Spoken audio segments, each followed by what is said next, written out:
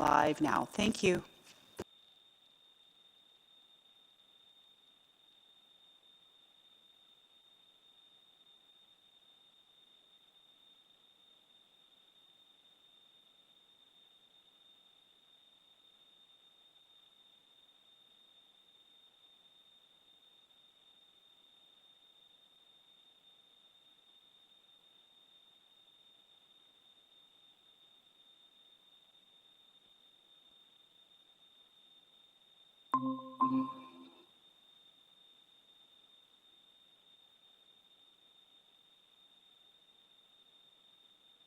Councillors that are on the Hangouts, is there any chance that you are able to see the Google chat that has the link to the answers, or sorry, the link to the votes? Councillor Knack or Councillor Essinger? You're talking, so the new G chat you sent out, you're wondering if the links are there? That's correct. I just want to make sure that you can access the new one. I just want to make sure nobody's in the old one. Yeah, I have it still from 18 minutes ago as your first message Perfect. there. I'm going to delete the old one. Okay. Thank you.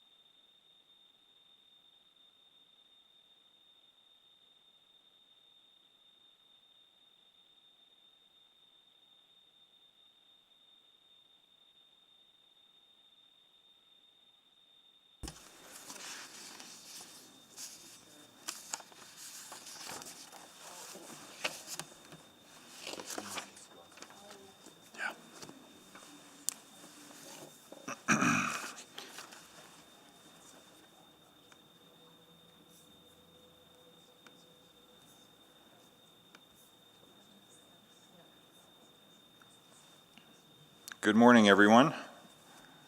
I will, are we good to go, Madam Clerk? Yes, we are. If we could just give everyone a heads up when we're going to do roll call, that'd be great. Oh, yes, okay.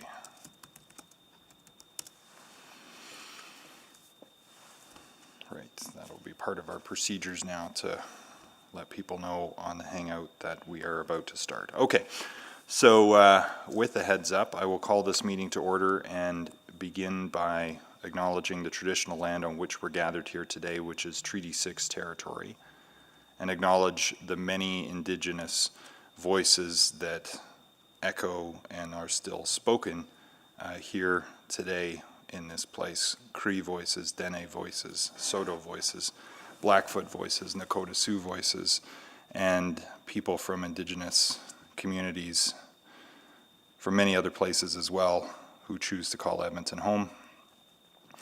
And this is one of the great homelands of the Métis Nation as well, and a gathering place for people trying to make peace and struggling. But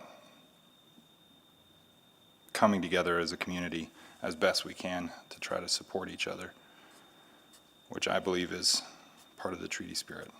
So I think let's try to hold that over the next day and a half. I'll do a roll call now, but before I do, I will, well, let me do the roll call and then I'll explain. First of all, let me see if, I'll start with Councillor Nicol. Yeah. Welcome. Councillor Paquette. Dante, good morning. Welcome. Councillor Walters. Present. Welcome. In person, Councillor Banga. Here in person. Present in person. We're still keeping to less than 15 in council chambers here. So everyone else is virtual. Councillor Cartmel. Good morning. Welcome. Councillor Katarina. Good morning. Welcome. Councillor Zadig. Good morning. Welcome. Councillor Essinger. Present, good morning. Welcome. Councillor Hamilton. Present. Welcome. Councillor Henderson. Morning. Good morning. Councillor Knack. Good morning. Welcome. And is Councillor McKean there?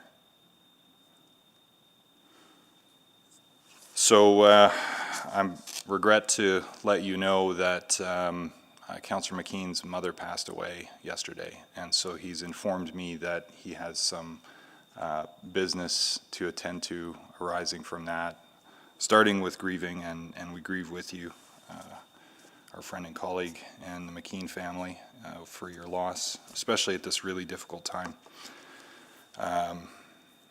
for families, because it's so hard to get together. So we're thinking about you, Scott, and that is why he is not able to join us this morning. He let me know he will do his best to attend parts of this meeting as he is able, but of course I'm sure you'll all understand that he is preoccupied right now, as all of us would be. So I now need a motion to adopt the agenda with some additions and an order of the day change. I'll just speak to the change of the orders of the day. There is a call with federal ministers and the big city mayors that runs from noon to 2 our time, and subject to the availability of the ministers. Therefore, and I have to run that call, so I'll try to get back here as soon as I can after 2 to restart the meeting, and that we would also adjust the 1:30 time specific to start at that time too. So that's the reason for a slightly longer lunch hour. I hope you understand. I'm happy to move the agenda with those changes. The Thank you. additions of 6.6, 6.7, and change in the order of the day. Great. I'm going to just suggest, since it's before us, that we actually make it 2:15, because they never finish on time. and may surprise you to believe I don't like being late. So just give me a couple minutes to get down from that. So if we could make it 2:15, if that's friendly. I need a seconder for the adoption of the agenda. Second. Thank you, Councillor Walters. Okay, so with it reading as 2:15, if there's no objection, please vote on the adoption of the agenda. Yes. Yes, Zadig. Thank you both.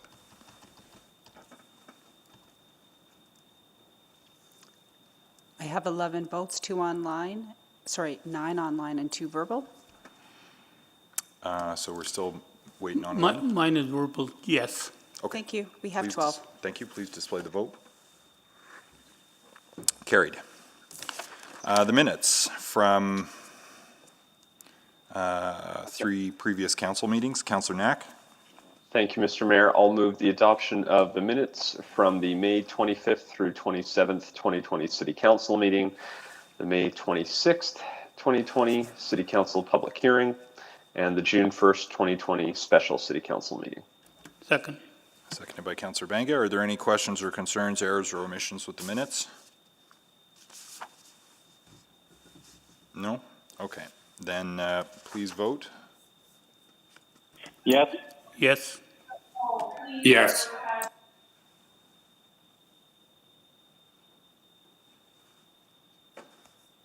We have 12 votes, Mr. Mayor. Display the vote, please.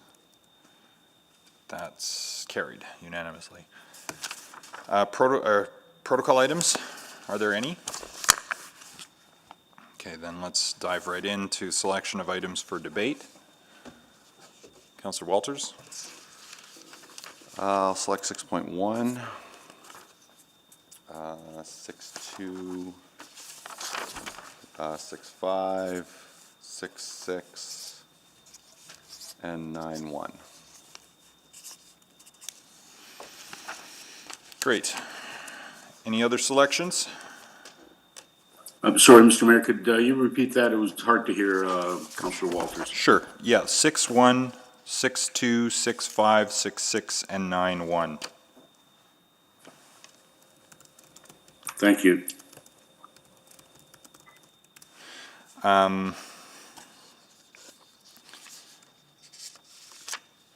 Any other selections?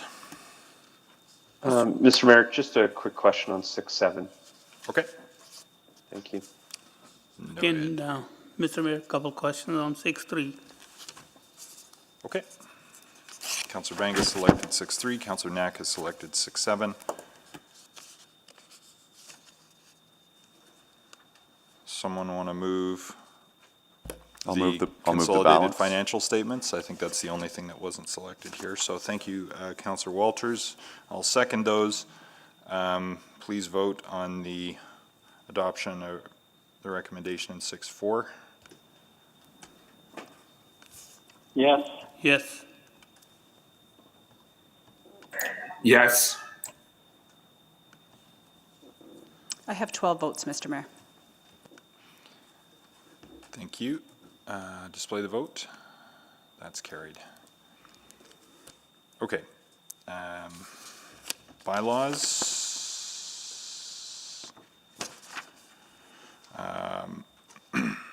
Someone want to move first reading of 7.1 and 7.2? So moved. Thank you, Councillor Banga. Second. Seconded by Councillor Walters. Okay, on first reading of bylaw 18938 and bylaw 19364, as provided for in your package, please vote. Yes. Yes. Yes. Thank you.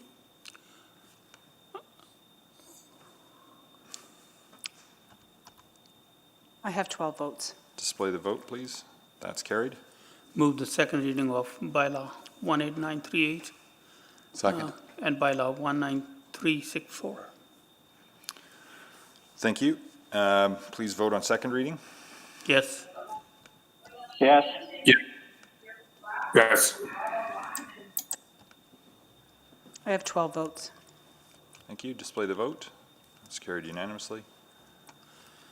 I move the consideration of third reading for item 7.1 and 7.2.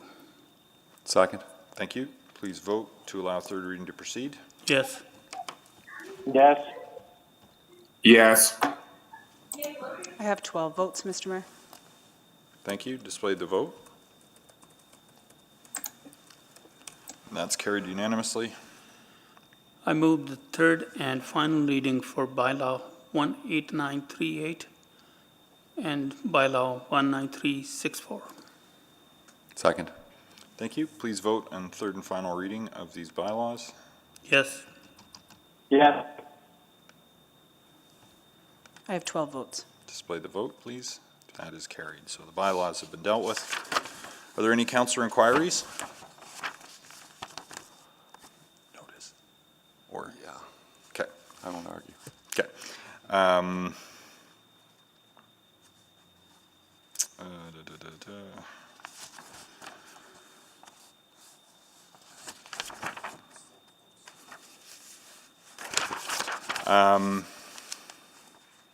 Okay, so first up then is not 6.1 because we'll deal with that in the afternoon. And so we'll go in order, starting with 6.2, Edmonton Economic Recovery Grant Policy, 6.3. 6.5 is for Wednesday, which was around the availability of officials. So we'll do 6.2, 6.3, 6.6, and 6.7,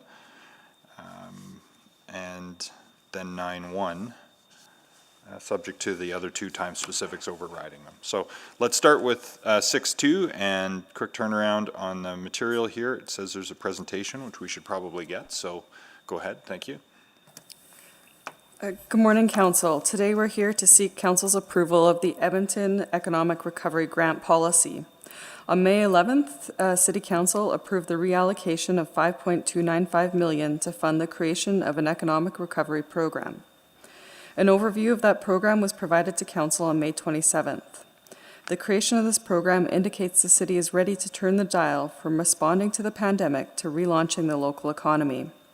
We are committed to supporting local business, as we know these businesses are key to a diverse, sustainable, and resilient local economy now and into the future. You're also likely aware that the provincial government has announced funding for small businesses on Friday. This is a good example of why the Economic Recovery Grant Program, which Mr. Chase will outline, needs to be nimble, flexible, and pivot as required. We'll be learning more about the provincial program in the coming days, and we will work with the province and refine our program as necessary. Thank you, Ms. McCabe. Administration used the following key considerations when creating the policy for this grant program. First, timely access. Most important is getting the money in the hands of businesses as fast as possible. The grant has been set up to minimize red tape and will avoid cumbersome paperwork or approval processes while still ensuring applications can be evaluated in a fair and consistent manner. To this extent, the grant will be operated on the tenet of trust. Businesses applying for the funds should be honest and transparent about their financial need. In turn, businesses can trust the City will provide funding as quickly as possible and as fairly as possible. This will ensure businesses to receive financial support without jumping through hoops or waiting for lengthy periods. Administration acknowledges that operating a grant in this way does increase the risk that the grant could be abused or misused. To counteract this, it's important to note the grant will be structured in periods. The floodgates will not be opened on June 15th, but rather money will be dispersed in equal amounts spaced through the following 18 months. This also contributes to fairness. The funding will not be used in the first month, providing greater access to business who cannot submit an application or demonstrate a need for funds right when the program launches. This will also mean resources are available for Stage 3 openings or in the event of a second wave. The second is nimbleness. By structuring the grant in periods, administration will be able to react nimbly in terms of risk management and outcome effectiveness. Administration will randomly audit grants disbursed and can adjust the grant requirements on a month-to-month basis in response to the actual level of risk experienced. For example, if random audits determine the funds are being misused, administration can take immediate action to make the requirements more stringent. Administration will actively seek out feedback from the business community on the grants provided to determine if they're achieving the desired outcomes. It's important that administration is responsive moving ahead. We're in uncharted waters and need to be adaptable to the situations that we encounter. To that extent, administration will, on a monthly basis, be reviewing the effectiveness and feedback received and may tweak the program as required to ensure that the outcomes are being realized. To keep this process agile, any such changes would not return to council for approval unless there's a need to fundamentally alter the delivery of the program. And the third is balanced priorities. Administration has heard there is a need to balance the immediate needs of business as they relaunch with long-term economic diversification. To that extent, the grants will be split into two streams, the city stream and the business association stream, and between two phases, phase 1 running from June 10th to December 31st, and phase 2 running from January 1st to December 31st next year. Phase 1 of the grant will focus on the more immediate needs of the local economy and therefore is more closely aligned with the relaunch stage of the city's COVID-19 approach. Phase 2 will position the local economy to be more resilient in the future and is more closely aligned with the recover and reimagine stages of the city's COVID approach. But before moving on to the criteria, I briefly want to highlight the GBA Plus lens that you asked about during the last council meeting. This lens is one that we have tried to employ through our work with the business community to date. We regularly undertake outreach and give presentations to newcomer and minority groups and a significant number of the businesses that we support through our one-on-one program and the business info at edmonton.ca website are clients from marginalized groups. We've heard clearly that these groups sometimes require unique supports and thoughtful communication is key. So we've added the GBA Plus lens as a specific criteria. You'll see it on the next slide. We are also developing an outreach strategy to ensure we're connecting with these groups in meaningful and helpful ways. We're offering dedicated application support and will be monitoring disbursements to understand the grant success rate through a GBA Plus lens. We will continue to do everything that we can to use this lens and will continue to listen and learn about how we can do better. As discussed on May 27th, Edmonton's Economic Recovery Grant is guided by 8 key core criteria, plus the addition of the 9th criterion based on Council's feedback. Their criteria aligns with the strategic goals of Connect Edmonton, and they include jobs, financial sustainability, COVID-19 impact, partner leverage, economic diversification, business transformation, tangible placemaking benefits, environment alignment, and as mentioned, community impact, demonstrated benefits to members of marginalized communities that experience disadvantages through a GBA Plus lens. The city stream will include grant funding direct to local businesses. These grants will focus on the short-term stabilization of the local economy to supporting businesses who are changing their operations as a result of provincial COVID-19 guidelines. The business association stream would direct funding to partner groups who would then deliver economic development programs which support the local economy through relaunch and recovery. This stream would allow the city to leverage additional expertise, experience, and partner funding. The available $5.295 million would be split between the city stream, using 75% of the funds available, and the business association stream, using 25% of the funds. Funds would be further allocated with 40% directed in Phase 1 and 60% directed in Phase 2. This is to ensure balanced priorities are being met and the most immediate needs of the business community are met in Phase 1, with the longer-term economic development needs in Phase 2. Phase 1 will focus on micro grants, and Phase 2 will provide grants that are more focused on strategic diversification of the local economy. The city stream will be distributed on a weekly basis. Phase 1 grants will be valued at $1,000, $2,500, and $5,000. Eligible costs could include, but are not limited to, the purchase of PPE, renovations to business space to adhere to health guidelines, transitioning to a virtual workforce, or launching e-commerce platforms. There will be approximately 36 grants available per week in Phase 1. More $1,000 grants are being offered in order to increase the reach of the program, while several grants valued at $2,500 and $5,000 are offered to account for some businesses who have greater need. Administration anticipates a typical disbursement cycle that would resemble the following. And to be clear, this is just an example to help contextualize our process. On Monday, grant application period would open for 24 hours or until the city received 75 applications, whichever comes first.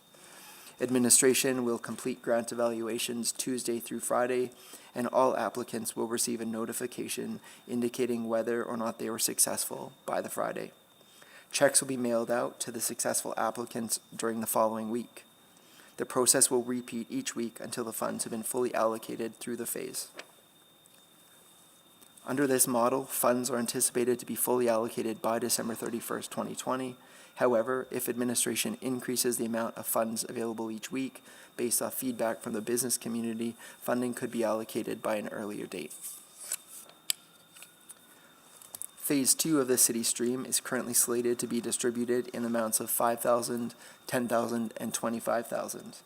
This is more aligned to Phase 2 emphasis on longer-term economic sustainability and diversification of the local economy. Given the nature of the pandemic, it is very realistic to expect this phase to look different on January 1st than it does today. Administration will apply all lessons learned and feedback received to Phase 2 to ensure that the grant effectively delivers on intended outcomes. Administration will also develop in-depth evaluation criteria for this phase, as it is anticipated that projects will be more complex and greater scale. Also, due to the fact that fewer grants will be awarded, this phase will be more competitive and will require a more robust evaluation.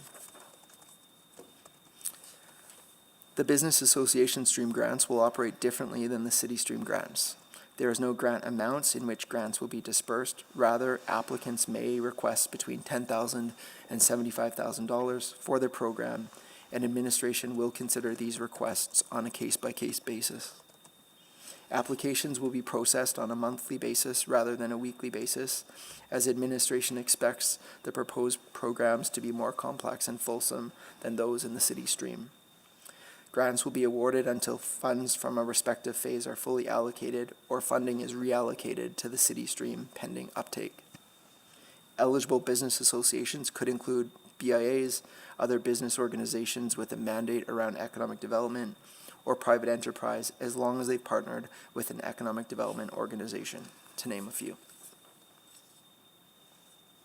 As previously discussed, administration is committed to monitoring the program on an ongoing basis so that we're able to be nimble should early results show we are not meeting program outcomes. Grant performance will be measured based on the number of businesses receiving assistance through the grant and how quickly we can get money out the door after applications are received. The City Stream has a target of 5 days, while the Business Association Stream has a target of 10 days for disbursement. Grant outcomes will be measured based on metrics and targets related to each of the core criteria. For example, the jobs core criteria will be measured by the number of businesses reporting they were able to create jobs or rehire personnel. Administration's target is that 50% of businesses report they've rehired personnel or created new jobs as a result or partial result of grant funding. It's important to note all core criteria will be met by not all core criteria will be met by the grants being awarded.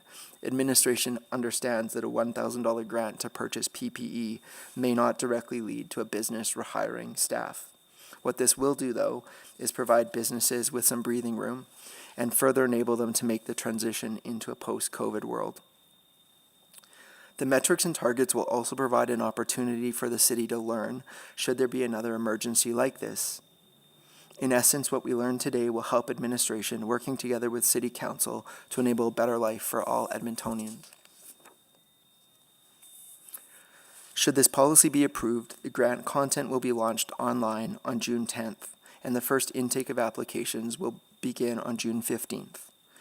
Business info at edmonton.ca will continue to be a one-stop shop for business owners, and applicants can reach out with questions at any time.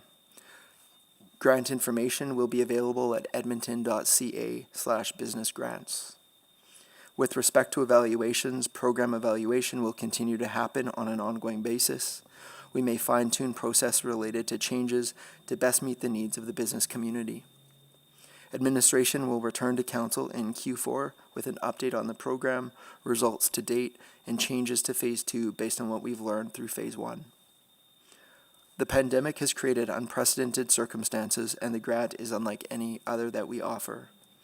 We will be nimble, responsible, flexible, and pivot as needed. It is likely that not every business that applies will receive a grant and that changes will need to be made as we go. As Ms. McCabe mentioned in her introduction, we'll be learning more about the new provincial program as well, and will make refinements as needed. By gating the applications, we will be able to pivot quickly based on what we learn and hear. Thank you. We'd be pleased to take your questions. Thank you, Mr. Chase and Ms. McCabe, and to you and through you to your teams. Thanks for the efforts on this. So the recommendation is before us, but we could do a round of questions before it, or if someone wants to put it on the floor, we can do that now. It's either way's fine.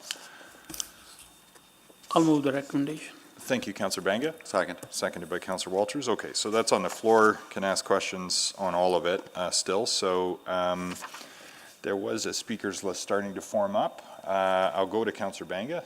Unless Councillor Walters, you'd selected this. Okay, that's okay. Go ahead, Councillor Banga. And then I had Councillor Essinger and Councillor Henderson, and we'll go from there. Go ahead. Thank you, Mr. Mayor. My question is about Phase 1 grants.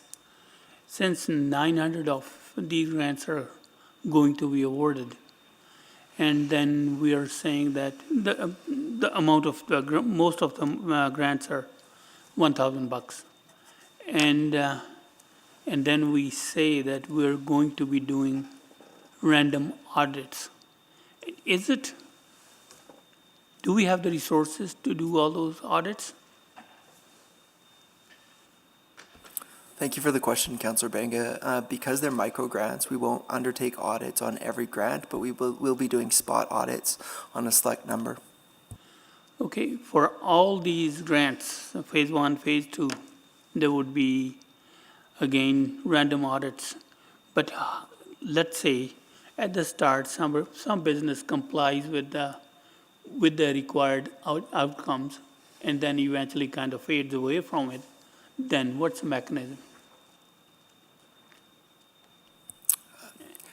So we will, I mean, if the money is used, for example, for PPE or something like that, and an audit reveals that it's been used for that purpose, then that would be essentially the end of our engagement on that specific application.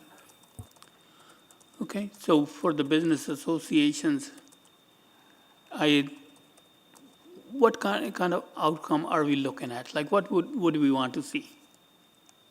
So with respect to the business association stream, the grants are, as I mentioned, larger amounts, and so the outcomes that we'd be looking for included in the attachment around the 9 criteria for the grant. So we would be looking for the associations to be supporting a large number of businesses, either in their association or across the city. Okay, and then it's not just a business association, it's also nonprofit organizations? Or there was something in the bracket there. Yeah, so as long as the group has a mandate around economic development and support for small business. Thank you very much. Thank you. Councillor Essinger? Thank you, and I'll follow up there. I was curious if, for example, daycares would be eligible, because although they're a business, they're supporting economic development.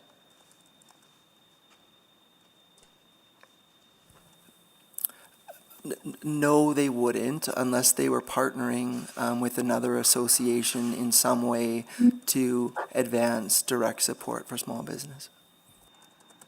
Sorry, Ms. McCabe. That because I know childcare is an issue, and those businesses need PPE to open in order to support other businesses being successful. So maybe we need to think about as we move forward. Just clarify, Councillor Esslinger, sorry, if it was for the business stream direct from the city, then yes, they would definitely be eligible for the micro grant. Okay, that's kind of where I was thinking they would need support. The other one is, I really appreciate this work and the quick turnaround, and that you're using the community impact and the GBA plus lens. Help me understand where the 30% number came for marginalized communities, Was this based on your information with discussion with business, or how'd you get there? Is the right number above or below? I'm not sure. Thanks for the question. We did some analysis of other grant programs, and between 20 and 30% was the number generally that's used. We also talked with the business community around what a number would look like. We'll obviously be striving to do better than that, but this was a sort of a realistic number based on the research. Okay, I appreciate that. And we know that women are feeling the impacts of COVID-19 and more have been laid off, et cetera. Are they considered marginalized, or is that just a cultural base? And where would they fit in this analysis? Yeah, again, we'll be through the application process and the application form asking for some description around how applicants are meeting their criteria. So it would really be up to the applicant, in their words, to determine if they're meeting that criteria. Great. And how are we getting this word out? Is it through your businesses? Are we promoting it citywide for businesses that may not be connected, for example, to a BIA or something? Yeah, we are developing a communications rollout plan that will include multiple channels, not just business improvement areas. My final question is, if businesses are getting dollars from the other orders of governments, does that make them ineligible, or do we complement them? Again, we would be asking in the application form for a business to outline other government supports that they've received and how the funds complement that funding. Thank you. Thank you very much. Thank you. Councillor Henderson? Yeah, thanks. Great work, and I'm very impressed with how fast you've managed to turn this around. And I really, for the most part, I just have one little quibble that I was curious about. And it's on the target that we set on the environmental alignment, because 10% seems a very low bar to me. And I understand for the stage 1 stuff why that makes sense, but for the stage 2, it seems to me almost token in our sort of attempts to get people to pivot and to take advantage of this. I'm just wondering what the thinking was behind that. Thanks very much for the question. We would completely agree, and we plan to review these criteria at the end of the year at the start of phase 2. Okay, so we could, I mean, I'm just wondering if there's a way to, I don't know if it's worth recognizing now, but I mean, I can completely understand, you know, for the kind of things we're talking about in stage 1, why that would make sense as a target. But I would really hope when we go into the kind of more essential pieces of this and the larger grants, and that we're really trying to help people to pivot to a new way of doing things, and all, you know, there's a lot of other things that are in here, you know, the business transformation, the economic diversification. I would hope that that was a higher number. Councillor, sorry. Yeah. Councillor Henderson, thanks for that feedback. And we will consider that because you're correct, phase 2 is different in that it has a higher emphasis on diversification. And so we will absolutely consider that feedback as we work on the details of rolling out phase 2 and exactly what that looks like. Okay, great. Well, thanks. Well, I look forward to seeing that. I just know, you know, given the parallel work and the funding that we're going to be desperately needing to do some of the stuff we've been doing on the environmental side, it seems to me not getting that double benefit here is a lost opportunity. So thanks. But I understand why it'd be very difficult to achieve with the small amounts we're looking at in stage 1. Is it a lens that we will also be putting on the money that goes out to the business organizations? Yes, correct. Because that is one place, even in stage 1, where we might be able to get more benefit than the 10%. Great. Anyway, that was my one question. Apart from that, great work. Thank you. Thank you very much. Councillor Walters. Thank you, Mr. Mayor. And again, thanks for the good, fast work on this, everybody. I do have a couple questions, things I'm not clear about, particularly around the criteria. So just specifically the leveraging partner opportunities. Can you say a little bit more about what expectation there would be related to that? So would we expect that they have other partner money before they would receive the grant? Thanks for the question. We would not necessarily expect it, but we would definitely encourage it. Right. And so that we would hope that in an application, an applicant would be able to demonstrate how they have funds from other sources.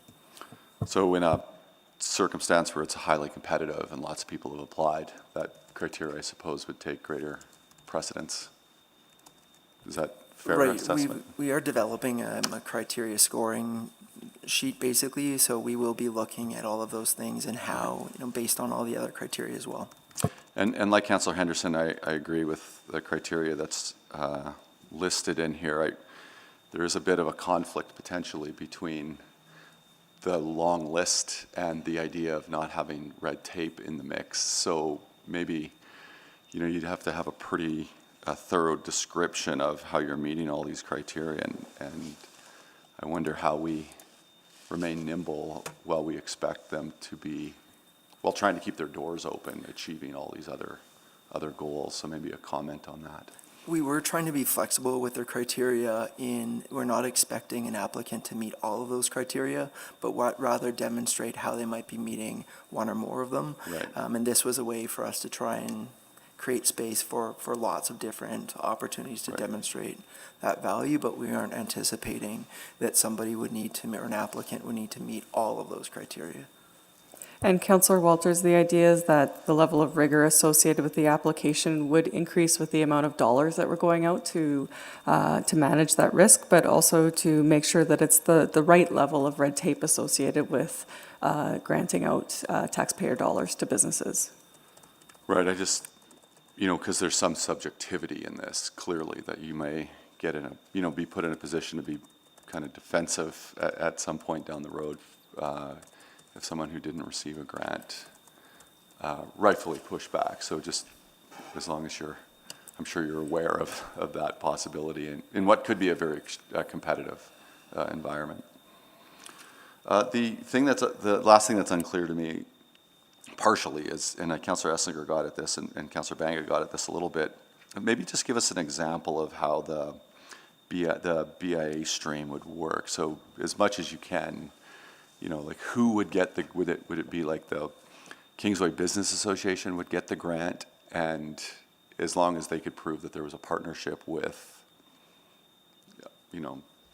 some economic development organization, if they had a partnership with it. So maybe be specific in describing a scenario in terms of how that grant would be laid out. So using the Kingsway Business Association as an example, if they initiated an economic development program around shopping local, for example, they had a budget of $30,000 to do that work, they could align it with a series of these criteria and demonstrate impact related to those criteria. Then we would match those dollars on that. But based on what we've heard from the business community, they are thinking broader and bigger than just a specific shop local campaign and a specific BIA. The BIAs I know are working on some collaborative programs between them, and so they would, I think, be interested in working together on things that would have bigger impact. But that's just an example. So they could develop their own economic development program, not necessarily have to work with a defined economic development organization. Correct, because they would be that organization. Okay, that was the thing that was tripping me up. Thanks, Bev, for letting me borrow that one. I don't have a BIA in my ward to cite, so I had to steal someone else's. Thanks. Councillor Nickel?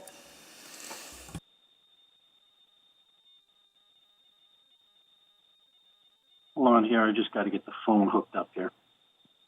Sorry about that. Thank you, Mr. Mayor. So, Ms. McCabe, so I understand this just straight up, because I was talking to some business people over last week, and this is what they kind of described to me as the situation. So I work hard, I pay taxes, I save my money, I run an efficient company, and now I give the money back to City Hall, and now you're going to give money back out to people who are less, they haven't run their business in the most effective or efficient manner. So in essence, we're subsidizing their competitors. Is that how that's supposed to work out? So their question is, how is this fair and equitable? Because that doesn't seem to be part of the criteria here. Councillor Nickel, the intention of the program is to help businesses because we understand that small business or businesses in general are really important to Edmonton's vibrancy in the long run and supporting businesses through COVID-19. Ms. McCabe, that's a very nice general answer, but you didn't answer the question about fair and equitable. Is this program fair and equitable for businesses across the city? I don't see how, simply because you are in the process of picking winners or losers, are you not? Councillor Nickel, the program is intended to help certain businesses through COVID-19, so that does mean that there'll be businesses that are selected for the grant, and there will be some businesses that aren't selected for the grant. And I think that is the nature of any grant program that the city has. So what am I supposed to say to these businesses in my ward that are saying, I'm now subsidizing their competitors? I would say that this is overall about supporting all of businesses in Edmonton in terms of the vibrancy of Edmonton, and that not all businesses have been impacted equally through COVID-19. And so as a result of that, there is a desire by City Council to support businesses as they relaunch as a result of COVID-19. But let us be clear, Ms. McCabe, this is not all businesses, is it, in the city of Edmonton? This is some businesses, according to City Hall's priorities, correct? That's correct, that it is not all businesses, but there is the opportunity for all businesses to be able to tap into the 50% reduction on business license fees. So there are other opportunities for businesses if they aren't eligible for this grant program and or not interested in subscribing to this grant program. Thank you. Other questions? Councillor Banga, if you could take the chair. You're the ranking acting mayor on deck here. Got the chair. Thank you. I've got the chair. Sorry, I handed it to Councillor Banga because he's physically present. No problem. Sorry, thanks. If I get sick, you get the chair, but you got to come in. So,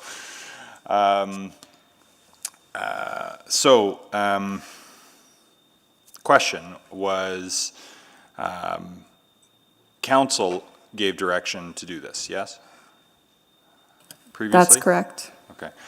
Based on calls we heard from the business community for help with particular urgent areas around costs related to relaunch, equipment they might need, PPE, programs to help them pivot, move online, all different things that would help their businesses survive so they might be able to pay taxes next year. That's correct. Okay. And you worked through the the concept of the program with both the Chamber of Commerce and the BIAs and other business associations who we seek advice from, yes? That's correct. So they're aware of and can you comment on the level of support from those business associations, recognizing that there will be some businesses who would benefit more and others who wouldn't? That's, I'm sure, a question that came up with those business associations. What, for example, did the Chamber have to say about that? So we have heard general support from the associations. There's questions around detail and how the procedure around grant disbursement will work. We've heard overall sort of an appreciation for the level of partnership and some questions around specific details. And fair, and I trust that that's all been helpful feedback in crafting this and how we're going to measure its impact. And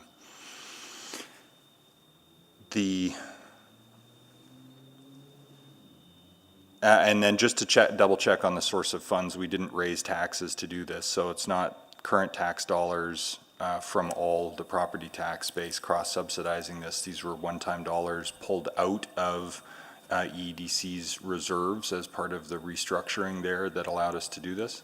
That's correct, as well as council's budget. So we could have put that money in FSR, the rainy day fund, or we could have used it for some other one-time purpose, but we couldn't have changed taxes on an ongoing basis with that money, at least not responsibly, fiscally. Well, that's maybe a political question. Okay, I don't have any other questions about this program, so I'll take the chair back.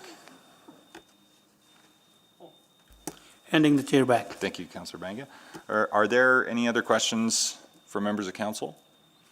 Anyone wishing to speak to it? I've got a quick question. Okay, Councillor Paquette, go ahead. Yes, so this program, I'm assuming, and just fill me in, that this was developed because there was a clear need identified. Correct, Councillor. Okay, and as the mayor alluded to, we've got a lot of buy-in already on this plan because of the need that is present. Correct. Thank you.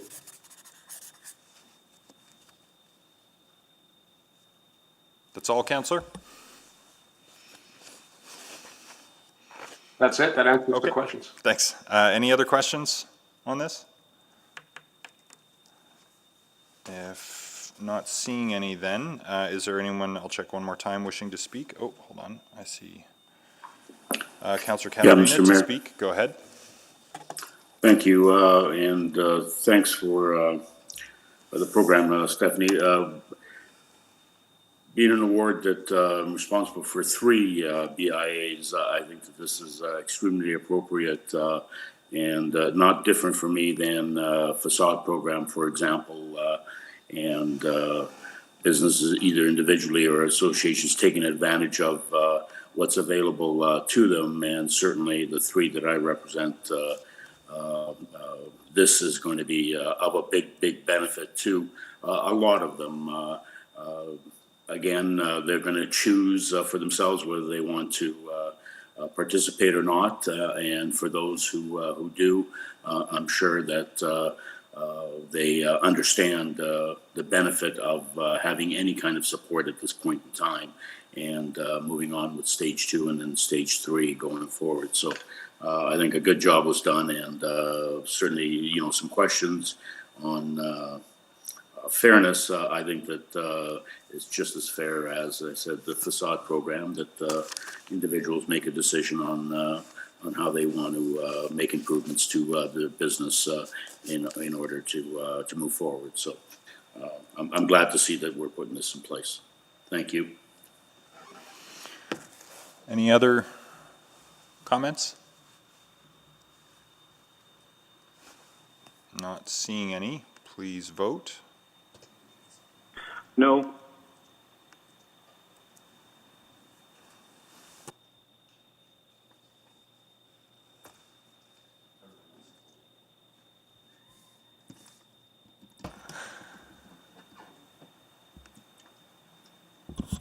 Can I just confirm who voted no?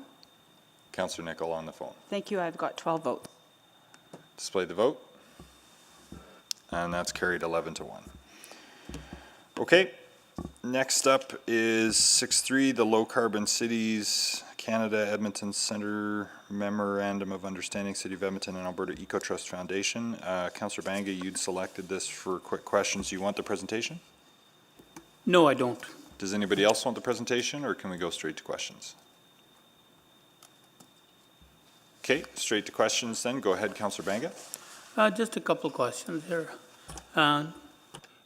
FCM in selecting Eco Trust Foundation to handle this, isn't there that adding another layer of red tape?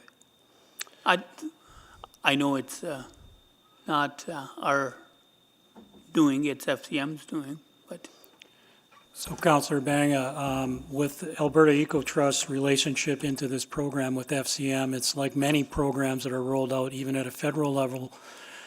We just talked about one today where there's an agency that is really the group that will disperse and manage it on their behalf. So, and as you know from the report, there are a number of cities across the country that have been selected that have an Eco Trust Foundation relationship, and they will administer the grant through that. And so that's a federal decision point.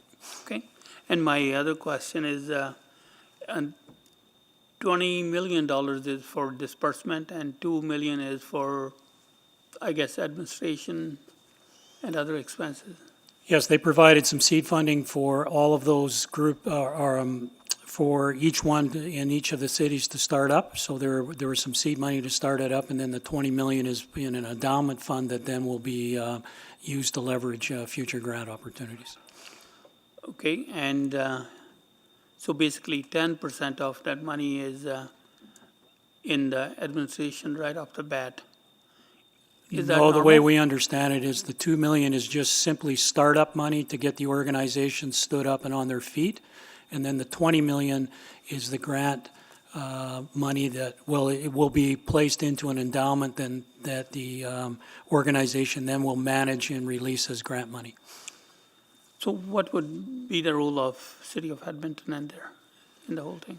Well, as in all the cities, the city is, through the MOU and the appointment of a board member, gets an opportunity to help provide input, steer the organization strategically, and connect into it from a community perspective. So it's not unlike many boards that are set up where you get a cross-section of representatives that can help guide this new LC3 group in the local community and help them steer some of their objectives and direction. Okay, and again, my next question is about appointment of a council member in there. And is it in the steering role or is it just being another member in there? Like, I just want to understand the role of the member appointed for that. It's an appointment to their board. Okay. And that's a request by them to have a representative. Okay. No, fair enough. That's all my questions. Thank you. I have Councillor Henderson, then Councillor Walters, then Councillor Cartmel, then Councillor Nicol. Councillor Henderson, go ahead. Yeah, I don't really have any questions because obviously I'm very conversant with LC3, but I am in a position perhaps, I don't know without moving the motion whether or not I can speak to this to be able to maybe answer some of the questions that just came up. And give further I'll information. check to see if I can get someone to put the motion on the floor. Well, I'm happy to put the motion on the floor. Oh, it is it already?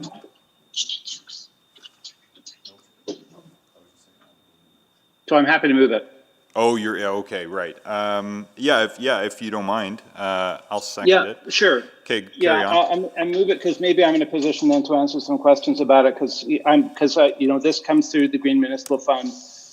It's money that was part of the $1 billion that came to FCM to be handled by the Green Municipal Fund last year, but it was largely argued for by a group of organizations, including the city at the time, based on the Toronto Atmospheric Fund, which has been a very successful model that actually was originally funded by the city of Toronto 20 some years ago, if not more. So that's why it's going to these individual organizations. It was at their request. FCM was asked to manage the fund on their behalf. So it flows through the Green Municipal Fund. It is endowment money, it's not spending money, and that's part of what still needs to be worked out. So the $20 million that comes goes into an endowment and gets invested. Hopefully there'll be impact investment that can happen with that as well. And also whatever income comes out of that can then be put out in the form of grants. It is a requirement that the city be connected, have a person on, it's the advisory committee. It's a slightly different situation because Echo Trust is actually handling two centers. It's handling the Calgary one and the Edmonton one. So it's actually not a position that we'd be putting onto their board. They're a longstanding organization. This is a new piece of work for them. But we're putting something onto the Edmonton advisory that will handle the Edmonton piece and the governance around our portion of this fund. It could be either an administrative person or a councillor, but there is a requirement there be somebody connected to the city so that we make sure we move forward in tandem. My feeling is we're lucky right now, at least in the short term, is in some ways we have both because Mike Melross, who was our leading person on their energy transition stuff, has gone over to be their executive director, so he's very conversant with what we're doing. So I think it makes way more sense for us to have a council person on there and a political connection back to council. So in a perfect world, it would have been nice to have both, but in some ways we do have both by doing that. So I can't do it because I sit on the governing committee at one step up, so I'd be in conflict. So that's essentially where it is. So I'm happy to answer any other questions, but I think that's most of Councillor Banga's questions. It's and the 2 million, the 2 million, they're having to set up things like an investment committee. They're going to, all this money has, it's $20 million that will have to go into investment. So, and I think the hope is that some of that 2 million actually may also allow them to get going right away with some grants. It may not all go in because obviously until the fund starts creating income, there won't be any money to spend. So anyway, I would strongly urge supporting this. It's a great program and will really tie in very well with the work that we're doing as well. Thanks for those introductory comments, Councillor. I think that's probably very helpful. Councillor Walters? Thank you. So just a couple clarifications, Mr. Ross. So this is not City of Edmonton tax levy money? No, it is not. Okay. And the first 2 million is not just startup administrative costs. It's startup administrative costs plus some potential for small grants. Correct, and thanks for that clarification. Yeah, the startup admin side is very modest on their part. Right. It allows them to get into the community quickly, and then as they grow the endowment fund, they'll have more to work with. So it's not 2 million for staff and offices and cappuccino machines. It's modest startup costs to get an executive director hired and some space for that person to work from, and then delivering grants into the community. Correct. Okay, thanks. Councillor Cartmell? Thank you. I think most of my questions were answered. Maybe just one. Councillor Henderson spoke of this endowment making investments. Can you, just by way of example, what kind of investments would those be? Like who would receive this money and essentially for what purpose? Do you want me to answer that, Mr. Mayor, or Mr. Ross? So was it a question to the mover or to Mr. Ross? Either one. Essentially, it's not that far off the Green Municipal Fund model itself. So there's two pieces of the puzzle. One, obviously, some of it will go into low risk investments, bonds, those kind of things. They will come up with their own investment policy, much as we do with our own investments.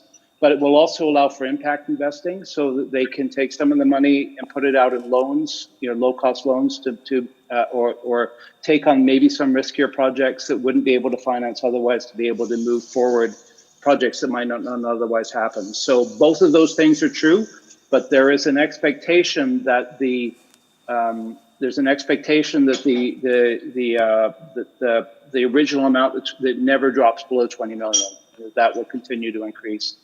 So the original endowment will stay in place, but it can be used to leverage other things. It's not just about investing and spending the income. Okay, thank you. Thank you. Councillor Nicol?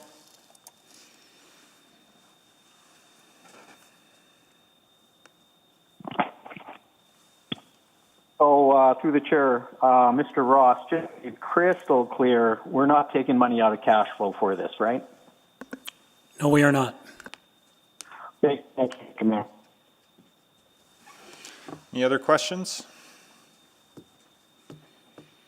Anyone wishing to speak to it?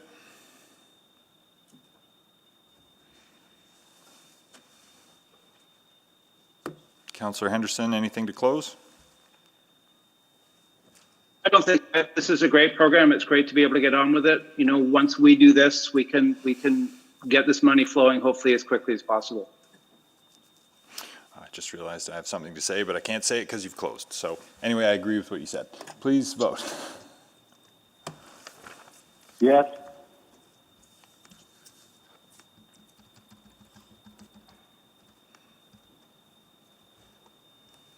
I have 11 votes, Mr. Mayor. I have 12 votes. Thank you. Display the vote. That's carried. I will editorialize only a tiny bit to say this is a model where the federal government empowers municipalities in coalition through our agency of FCM and on the ground with us to work with organizations and businesses and households to make change, to implement federal policy through delegated authority. This is a model we need more of across a whole suite of initiatives, including things we're going to talk about Wednesday, is the point that I want to stitch together. So anyway, thank you very much for these recommendations and the work behind them. We'll now shift to 6.6, the COVID-19 update up from the committee, which is just the motion that was put forward on Thursday last time. It's a little harder for me to throw something on the floor here at council, so is there someone who would be, I think Councillor Paquette had indicated he'd be willing to move it at council, so if that's still the case, let me know. Councillor Paquette? It is still the case. Okay. Seconder for that? Councillor Walters? Okay, thank you. So the committee's recommendation, which is the 3-point motion we discussed last week as included in the report, is before us. We have a reminder, we have Thursday to, this is a bit of a misnomer to the extent that the next COVID-19 update that our group will hear will be at EAC on Thursday. I'll check, though, if there's anything pressing that Mr. Laughlin has to share or whether we expect to next talk about that Thursday. We're anticipating an announcement today from the province, and then that would be our discussion point on Thursday. Okay, and if there's any urgency around it, we'll call a meeting before then. Otherwise, our next touch point on the crisis response itself will be on Thursday. So just with that reminder, really, then if we can focus the discussion around the substance of the motion and the governance questions raised and the cross-reference to the calendar changes. Let me just see, are there any questions on this? We had the one flag about how long we were going to run EAC for, and if that's resolved by our by the recommendations in 6.7, do we need to make an adjustment to the motion to reflect that, or what's the best advice from clerks? No, you don't need to make any amendments to the report coming up from committee to council. There's one minor change we need to make to item 6.7, but it's very small and has nothing to do with EAC. Okay, okay.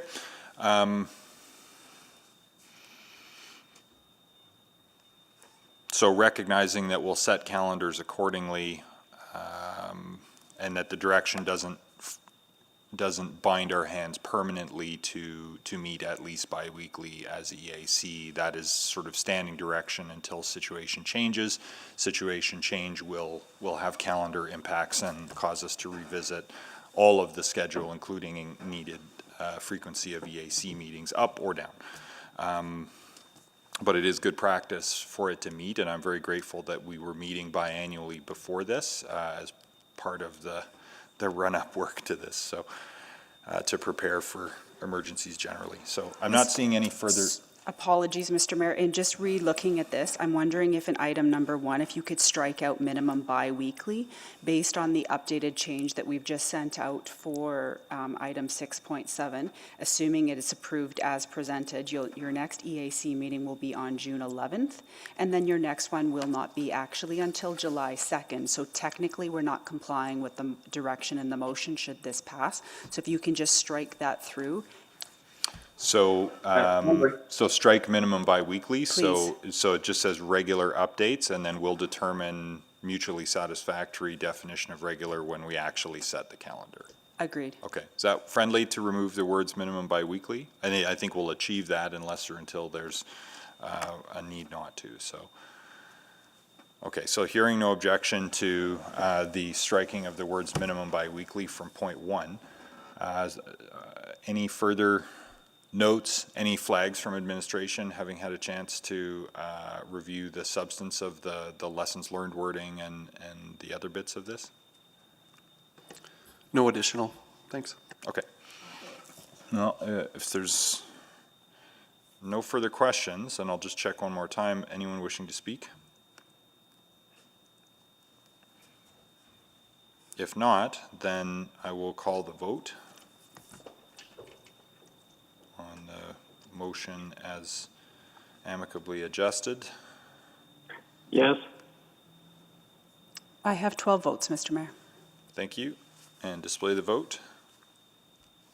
That's carried unanimously. All right, keep moving here. 267, calendar changes. Councillor Knack, you'd selected this. Do you have the item that the, well, maybe I'll check with the clerks first and see if what the issue is that they wanted to flag for us to change, and then I'll go to you for the motion and any questions you might have. Thank you, including Mr. any Mayor, and adjustments. apologies for this late minute change. We did add additional council meetings based on discussion with the city manager, and I neglected to add an ARC meeting to the June 23rd calendar. So we have updated attachment 1, which includes a schedule of meetings for June, July, and August. So if council could refer to the updated version, the only change is the addition of an ARC on June 23rd. And that came with the additions with the adoption of the agenda with replacement pages? No? No, we need to add. Oh, you need to add, If you you need could, to add please. them now. Okay, Please, so it thank was you. the item we added, not the replacement pages. Can I get a motion first then to move the replacement calendar? So moved. Thank you, Councillor Banga. Need a seconder for that? Second. Thank you, Councillor Essinger. Okay, please vote on the addition of those pages, the revised calendar. Thank you.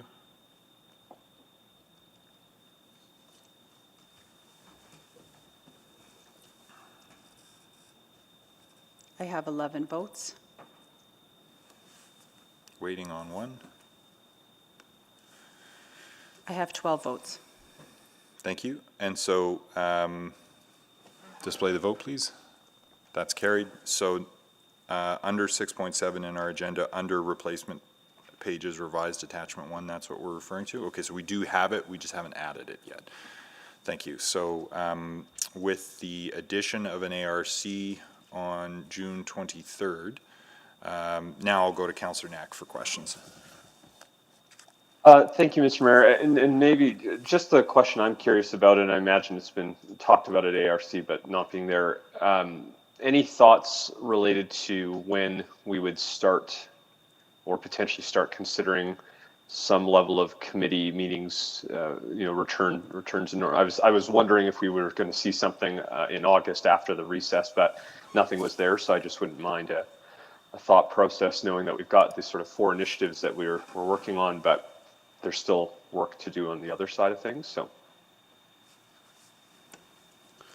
So we had prepared plans on the basis of to September, based on budget adjustments that we had made to accommodate the pressures that we had financially, and it didn't include committee meetings. As we go along, we can continue to assess, and if there is and we're planning a budget update before summer recess, and that may be a point in time where we can have a further discussion around additional executive or committee meetings. I would caution that from a resource perspective, we made some adjustments that would create some challenges related to that, but we can talk that through. No, that's fair. And then maybe the out loud question, not necessarily for an answer now, is that regardless of whether or not it's a committee, we are aware that there are some items like the city plan that are going to come, I believe, in the fall. Even if there's not a committee, are we going to then make sure we're setting up, we normally don't hear from the public at a council meeting, but something like that, we'd want to make sure we have public feedback. So we're thinking about that, even if it's not a committee meeting, of how we can make sure public's feedback is able to be submitted on larger issues. That's correct. At all council meetings, we do, in this current time, offer individuals or groups to write a letter related to a particular topic that it considers, but for something like city plan, we are looking at options to open it up a little bit more than that. Excellent. That was my most important thing, regardless of how it works, just that we have that. Thank you. Those are all my questions, Mr. Mayor. Could you put the motion on the floor? Yeah, happy to move that. Thank you.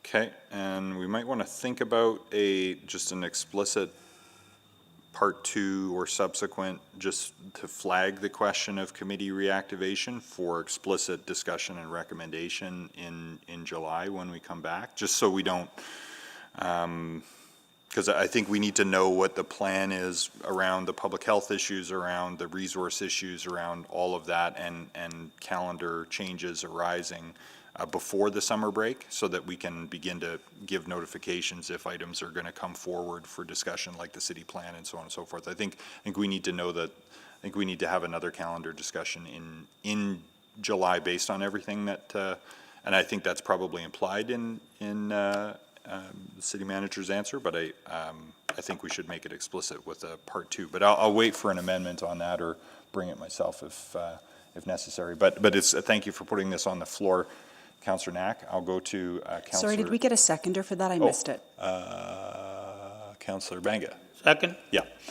Councillor Henderson is next. Yeah, I'm just curious, and I say this with some hesitation, but I'm wondering if there's any thought to, given that we're all virtual anyway, of looking at doing one EAC meeting in the recess. It seems to me that's a long period to go, potentially under the circumstances, without us updating, and it might be fairly easy to do. I mean, I realize it's unusual. I say it with some hesitation, but I'm wondering if we'd had any thought about that. I had responded to a question earlier related to the need, I think, for all of us to ensure that we're taking some downtime. I hear you. Yeah.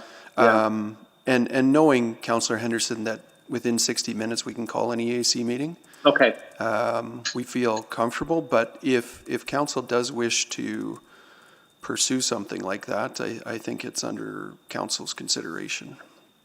I clearly have mixed feelings. I just thought I should ask the question. So, I mean, I think it's probably something we could address. We could address that just before we take the recess, I suppose. We don't need to answer that question today, correct? That's correct. Yeah. Okay. Well, I just wanted to ask the question.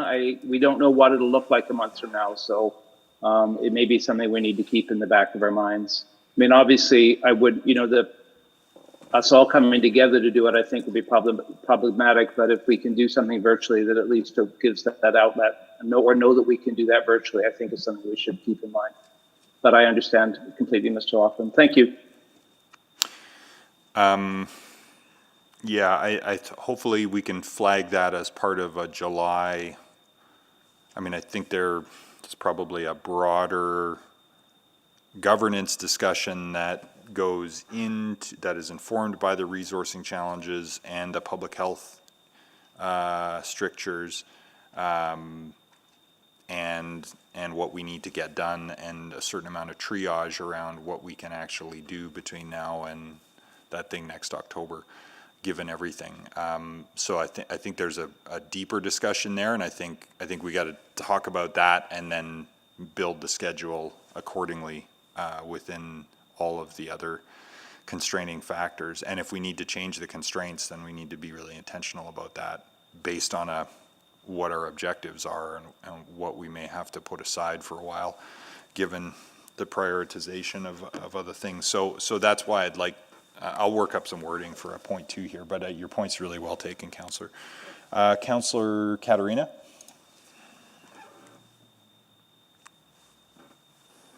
No questions, Mr. Mayor. Oh, sorry, that must have been from something earlier. I apologize. It's okay. Anybody else with thoughts on this one? Maybe I'll work it up as a subsequent, because I don't quite have the wording together, unless the clerks have something.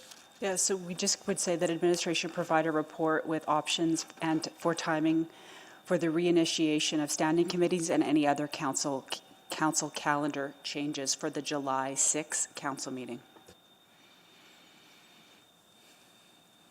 Yeah, let me play with the wording there a little bit, because like I said, I think that's a slightly broader governance and priorities conversation that then informs the calendar and the resourcing question. So let me if you could send me that wording, I'll tinker with it a little bit and bring this as a subsequent a little bit later in the meeting. So let's keep that separate from, but subsequent to this motion that's before us on the floor. Is there anybody else wishing to speak to the calendar changes as adjusted in the revised attachment 1? No? Okay. Then please vote. Yes. I have 12 votes. Thank you. Display the vote. And that's carried.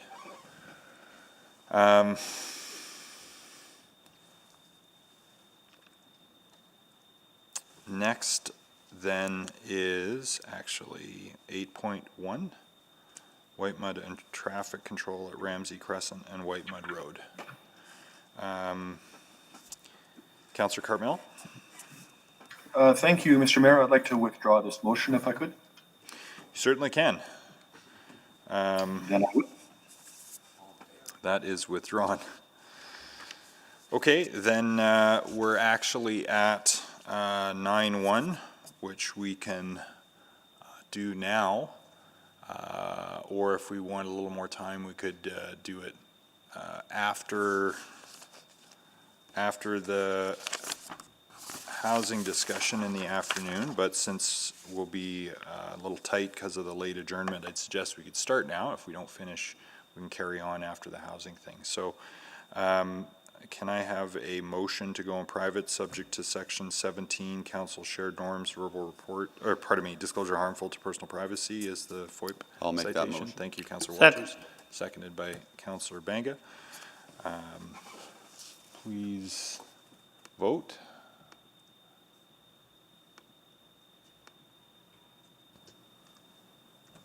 Yes. We have 12 votes, Mr. Mayor. Thank you, and display the vote.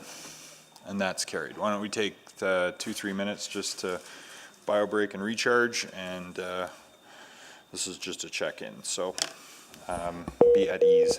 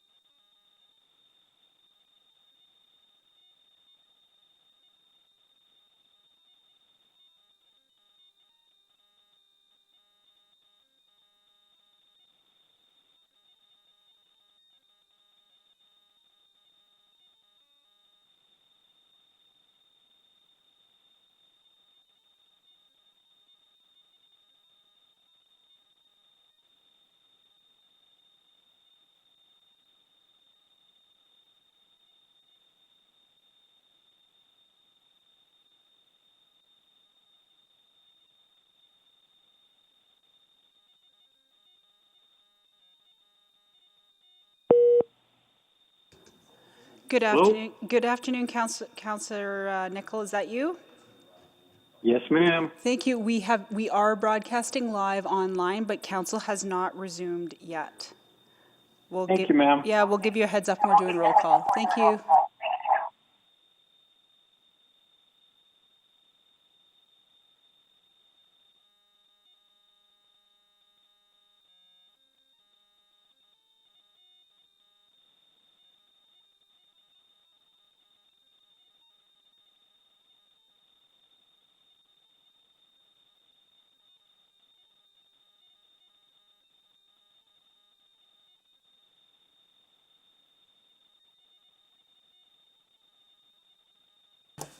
We'll roll call in 30 seconds here. If you can text that out on the chat line to the members of council. Apologies, went a touch long with the finance minister.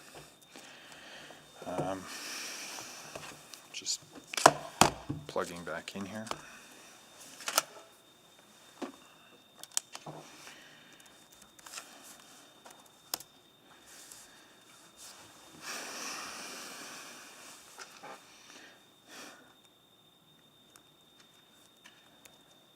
Turn off my Zoom and go back to my Hangout.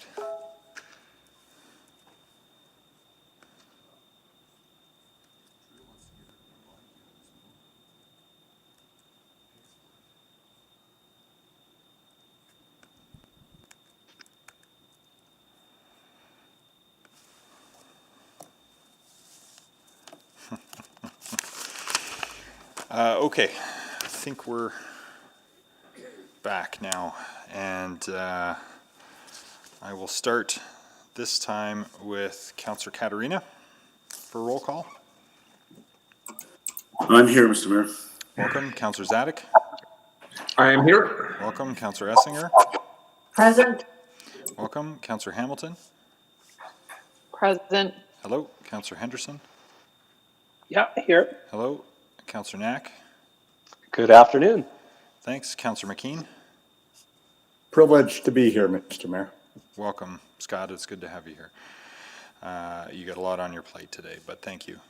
Councillor Nicol. Welcome back. Councillor Paquette. I'm here. Welcome, Councillor Walters, here in person. Sir. Councillor Cartmel, pardon me, Councillor Banga. Here. In person, and then Councillor Cartmel. Good afternoon. Super. All right, that's everybody. So I just will take the liberty of prefacing this important discussion about housing by noting, hopefully not defensively, but constructively, that we have been making the case for as long as I've been here that investments in housing will reduce demand for policing, for jails, and for reactive emergency and long-term health care. And that conversation has several new lenses on it this week, even though the report predates that. But I think it's worth mentioning that this is part of this council's commitment to seeing systemic change and justice and inclusion for people who have been marginalized, such that they can lead lives of dignity and community participation that cause them to interact less with reactive services, and to be more present in the warm embrace of community, which includes housing as a right, at least as far as I'm concerned. But I think this is a very timely discussion about the importance of public housing for people who are, and supportive housing in particular, for people who are the most vulnerable in our city.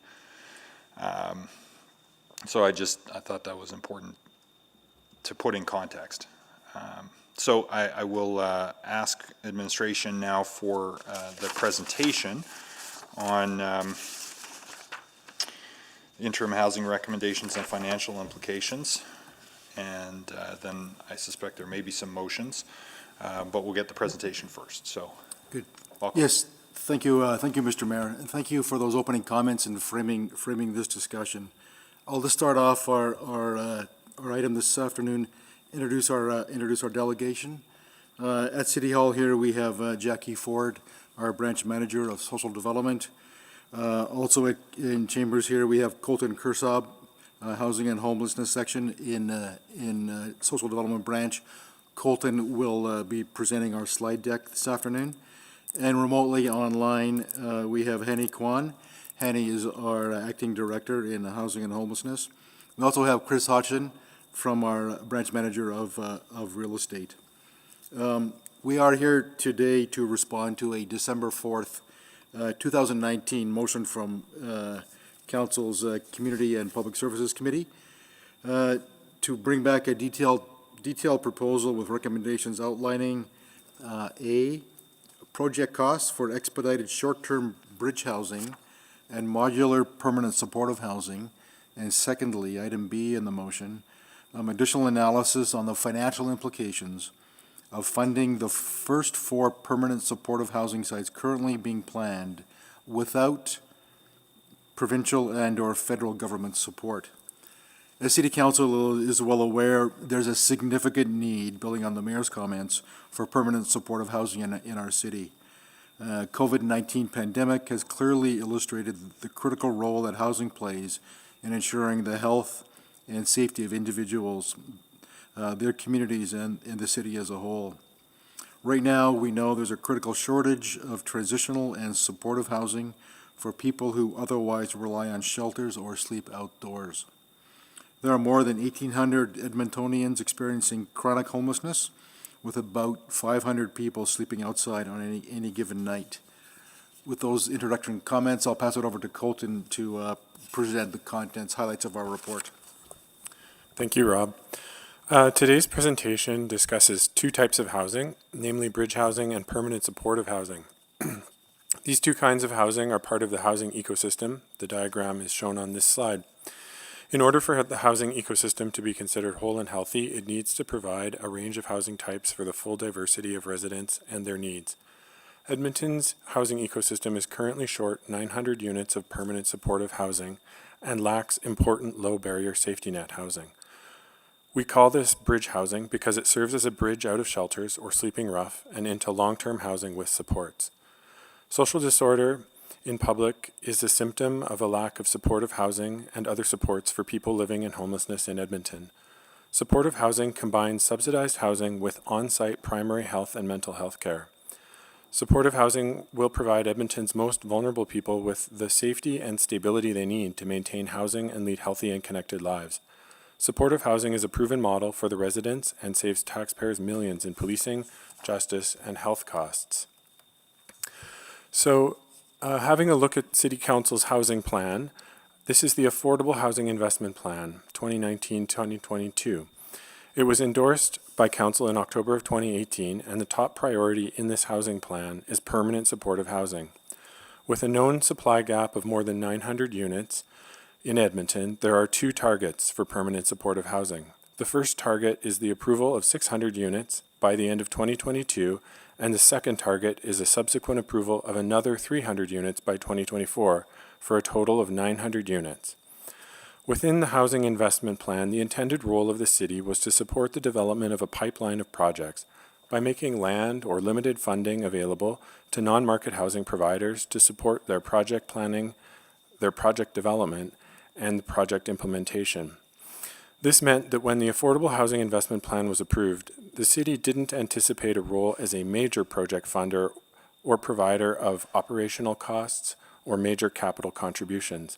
Achieving the targets of the Affordable Housing Investment Plan was premised on working in partnership with other orders of government and a range of housing providers to increase the supply of affordable and supportive housing. So the first part of this report is about the short-term repurposing of a city-owned building for bridge housing. Bridge housing is short-term, continuous stay accommodation for people awaiting placement into permanent housing. People typically stay for 30 to 90 days in bridge housing. These buildings have private or semi-private rooms and a shared kitchen.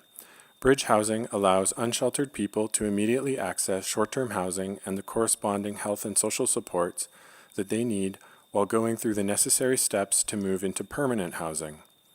So this report responds to the committee motion for expedited bridge housing using an existing city-owned building with 36 units. It could be opened in a matter of months. The building is located on the exhibition lands just south of the racetrack and was formerly used as a dormitory for jockeys.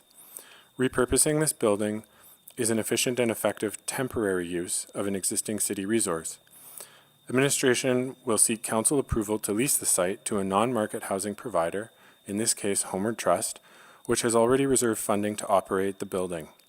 I want to emphasize the temporary nature of this lease. It is anticipated as a 3-year lease with the opportunity to terminate it on 6 months' notice, should that be necessary to enable the redevelopment of the site, in alignment with the exhibition lands plans. To be ready for use, the building needs $600,000 in renovations, which can be completed before winter sets in. A similar building would cost the city at least $2.4 million to purchase, and the city doesn't have any other similarly suitable buildings in such a near turnkey state. This building could potentially provide transitional housing for upwards of 200 people over the course of a year as they flow through the building. This is an efficient and effective use of that city resource. The second part of this report is about modular permanent supportive housing. Modular construction can deliver permanent supportive housing projects 50% faster than conventional construction methods. Modular housing is factory built in a controlled environment at the same time that the development site is being prepared. This process reduces scheduling and cost risk due to the precision of the factory-built modules, and it shortens the construction period. The estimated cost of a 57-unit permanent supportive housing building is $9 million. The photos on screen show a modular PSH project in Vancouver. The City of Toronto is also now advancing similar projects, and BC Housing has placed approximately 30 modular housing developments in communities across BC in cities as varied as Nanaimo, Vancouver, Maple Ridge, and the Central Okanagan. A modular supportive housing building with 57 units of permanent supportive housing could be operational in Edmonton in as little as a year and a half. To advance a modular project, administration would proceed to identify a vacant city-owned site and initiate public engagement related to the site and any land use approvals required. The city would lease the site to a non-market housing provider at a nominal fee for a period of 5 to 10 years or until the site was needed for future development. The main advantage of modular supportive housing is the speed of development, where a critical need is filled and people are housed in as little as 18 months. The third part of this report is about purpose-built permanent supportive housing on 4 city-owned sites. The 4 purpose-built permanent supportive housing developments would deliver 150 units and be operational in 2 to 3 years. They are located in a variety of neighborhoods away from the core, in alignment with City Council's policy on ensuring access to non-market housing across the city. The specific locations will be made public in the coming weeks as our engagement team is ready to reach out directly to communities in the very near future. A detailed and carefully considered 3-phase engagement program will be used to connect with community and inform development of these sites and establish good neighbor plans for each site. In response to the committee motion, administration developed detailed proformas to identify the project costs and the financial implications of building the first 4 PSH sites, modular PSH, and bridge housing. These proformas informed the report and the financial analysis in Attachment 1. The proformas were developed by working with housing providers, chartered accountants, and architects to address the question of funding the construction of these developments. The 2 scenarios used when modeling project costs as directed in the committee motion were going it alone, that's scenario 1, without any other government funding, and the second scenario is with the support of one government. For the first 4 PSH sites, scenario 1 sees the City of Edmonton paying 100% of the capital costs, going it alone. In this example, if the city bore the entire capital cost of the first 4 PSH sites, the cost would be $40 million. The market value of the 4 city-owned sites is $5 million, with the remaining project capital costs or construction costs valued at $35 million. In scenario 2, which was modeled to reflect the partner contribution of the Canadian Mortgage and Housing Corporation, The funding reflects discussions to date with that organization. Their contribution is expected to come in a mix of loans and forgivable loans, which total approximately $14 million. In this scenario, the city would cover the remaining $26 million, with the land contribution again valued at $5 million and capital construction at $21 million. This next slide shows the 2 capital cost scenarios for all 6 housing projects detailed in the report. So this includes the modular PSH and the bridge housing. Scenario 1 sees the city, again, going it alone, paying 100% of capital costs. If the city bore the entire capital cost of all 6 projects, it would be $53.4 million. Scenario 2, again reflecting the partner contribution of the Canadian Mortgage and Housing Corporation, again only applies to the first 4 PSH sites, so the city would be covering 100% of the capital costs of the modular and bridge housing. So the level of CMHC funding remains at $14 million, and the City of Edmonton would cover the remaining $39.4 million. To date, this cost-share model represents the only government partnership that administration has succeeded in leveraging. Repeated submissions to the Government of Alberta have not resulted in any funding commitments. So this slide shows the progress towards City Council's objectives as represented by the plan in this report. The 4 permanent supportive housing projects plus the modular permanent supportive housing would deliver 207 units, representing 35% of City Council's goal of having 600 units of PSH in approvals by the end of 2022, and this would represent 23% of the City Council goal of 900 units in approvals by 2024. Despite the possibility of making progress towards the city's PSH objectives, using the approach presented in this report, where the city is going it alone or cost-sharing with one government partner, the city is clearly stepping outside its traditional role as initially envisioned for itself, and that is one where it was a limited funding partner. So this could mean that the city is allocating all of our PSH budget and just getting over 200 units of PSH in Edmonton. If this funding scenario is sustained, it will cost the city much more than was originally anticipated to attain the 600 and 900 unit goals for permanent supportive housing, or that our goals may need a downward revision.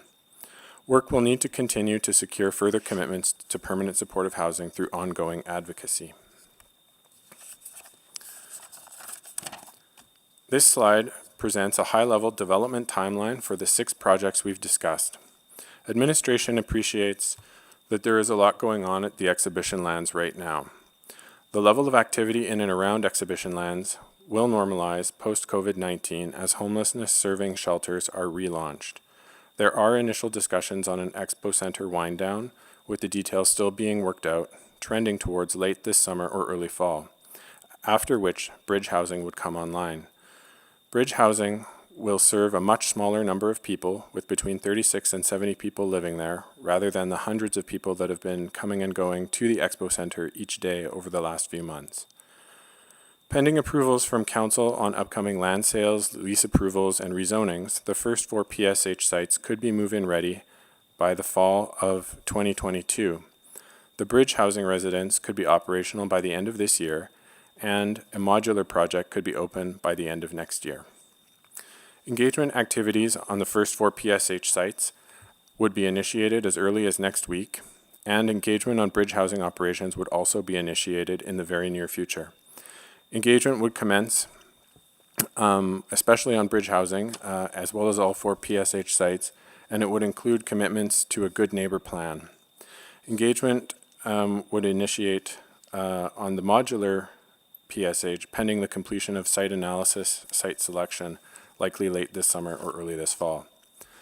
The key takeaway to impress upon Council is that this report lays out a plan and a timeline designed to deliver land use approvals for 1/3 of Council's goals under the Affordable Housing Investment Plan before the 2021 construction season. Taking the steps outlined in this report and presentation gets the city to truly shovel-ready status for 200 units of PSH by year end and 36 units of bridge housing by the fall of this year. That concludes our presentation.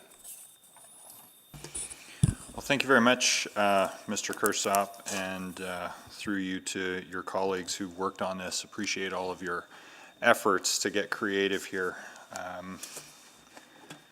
So I've got Councillor Walters and then Councillor Katarina, Councillor McKean, and Councillor Cartmel so far. Go ahead, Councillor Walters. Thank you, and firstly, thank you to Ms. Ford and Mr. Kirsop and Mr. Smythe and all involved on this work to bring this report. What I would like to do to begin is just put a motion on the floor to start the conversation. So if I could see that, and I understand Councillor Katarina may have a second part, but maybe he'll make... While we're getting it up on the screen, can I send that to the rest of the councillors? Yes, please. Thank you. Yeah, if there's an amendment, then we'll take it as an amendment, Okay. but your motion is? That administration prepare a budget submission for fall 2020 SOBA SCBA outlining the necessary budget adjustments to allocate the existing approved funding source from capital profile 19-90-4100 to operating to fund the housing projects identified in Citizen Services Report CR 7838. And that is in accordance with the scenario 2, hoping for the leverage? Yes. Okay. So that starts with scenario 2 unless we amend it and direct otherwise. Yeah. So that would be the full 6. Well, that would be scenario 2 and for the 6 units, not 4. So I don't know if we may need to clean this up a little bit. Yeah, I don't know if there's an attachment or a table that we can reference specifically. But just I'll need a seconder. I'll second that. Okay. So what this intends... Unless Councillor McKean, as the other sponsor of the housing initiative, if you want to second that. Mr. Mayor, thank you very much. I would love to second that. Got it. Okay, so let the record show, moved by Councillor Walters and seconded by Councillor McKean. Okay, carry on, Councillor, in introducing it. So what this essentially does is looks to essentially reshaping the capital profile that we approved in the capital budget, which is around $53 million, which was primarily in the description of the profile focused on land acquisition. This would give us some administration some latitude to use that money for the things required in as outlined in the report. So land acquisition, the construction, and to support some of the operating of the 4 to 6 sites, depending on what we land on after this debate. And this motion, or this report comes out of, as was noted, the committee meeting in December, where Councillor McKean, after many months of dealing with homeless encampments and fires and safety concerns around Dawson Park and safety concerns being dealt with by the residents of Riverdale, and just the seemingly impossible task of keeping our people living homeless safe and the neighborhoods were nearby the encampment safe. The idea of bridge housing was put on the table, and at that point we also realized the likelihood of non-support from the provincial government in terms of what we were asking for related to permanent supportive housing. So we asked the question about what would it cost for us to go it alone, and what would be, and how much of that could we bear within our budget. So that led to this report. At least it's not nearly all the way, but it's at least something. And it's important housing for many of the people who are suffering on the streets, living homeless today. So the report, I think, is excellently done, and I think the challenge before us is to see how far we can go and understand how far we can afford to go, and I'll have some questions about the level of support and what's required from the federal government and whether the province can get in the way of that, thus limiting us to the 4 sites.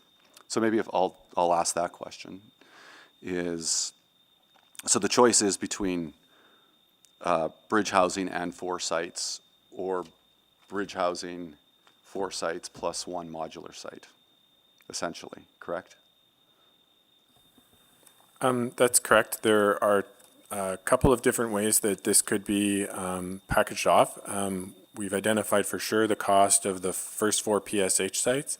And scenario 2 also considers the addition of 1 permanent modular building to ensure we kind of cross that 200 units threshold. That'll get us to 207 units. And the bridge housing is in there as well with the marginal cost. So I'm out of time, but that's 5 sites plus the bridge housing. That's correct. Right. And I did run out of time before but there'll be plenty of questions, no doubt. Thank you, So, thank you, thanks. Councillor. Yeah. Councillor Katarina? Thank you, Mr. Mayor, and I don't know if the part 2 is prepared to add to Councillor Walter's motion, the main motion. Do the clerks have part 2 from Councillor Katarina? Or a possible amendment to add a part 2? Yeah. Have you got that? And basically it would be on a detailed, comprehensive plan on mitigating the disorder that we've experienced with other stand-ups in the general area, and at the appropriate time, I'll You mean read out what the Alberta Avenue BIA comments were on this, which are really comprehensive on what's been said throughout the entire community for the last number of months. So you mean disorder around the Northland site as a around the site itself, okay. Yeah, and I think if I could read just one caption from the Alberta Avenue Business Association right now to give you a flavor of what's made. And I think we all understand, how difficult it is and the challenges. But just for the reference, I'll read out. Our association is very concerned that the proper management and supports will not be in place in both in the facility and the surrounding area to monitor day-to-day and overnight activities, which we believe will continue to propagate the disorder issue that we are experiencing currently. And those issues have been brought up many, many times at this point. So a comprehensive plan a detailed plan on how we're going to actually address and try and mitigate as much as we can in parallel with this coming back to the budget. I think would be extremely helpful that we understand and the community understands on how we're going to be dealing with this, given the experience from the Expo Center.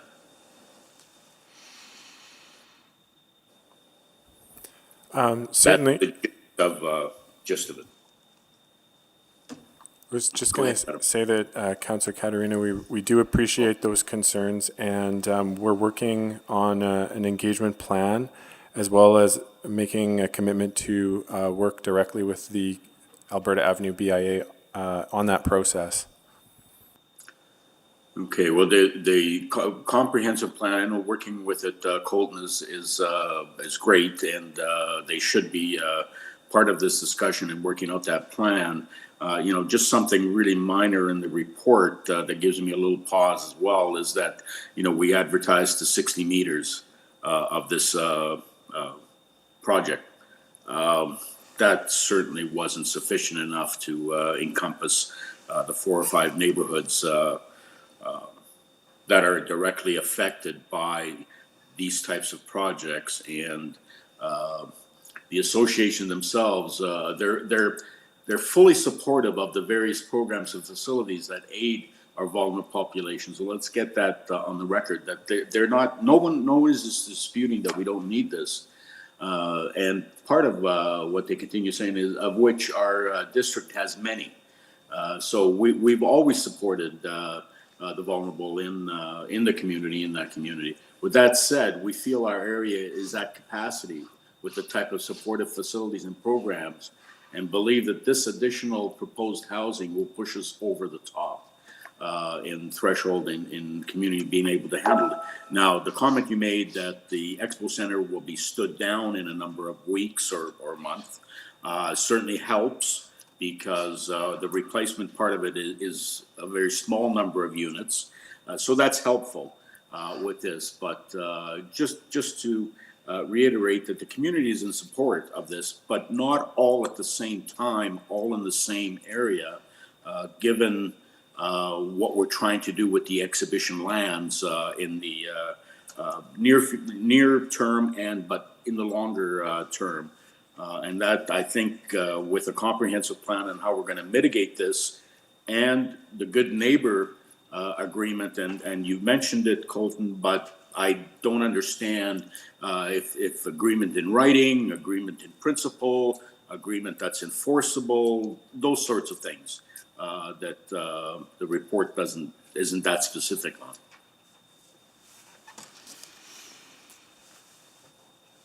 Councillor Rob Smythe here, Councillor. I mean, there's no legal contract to wind down Expo Centre, but in talking to the Government of Alberta, different ministries, and working with the agencies, Homeward Trust and others, the 6 to 8 week timeframe,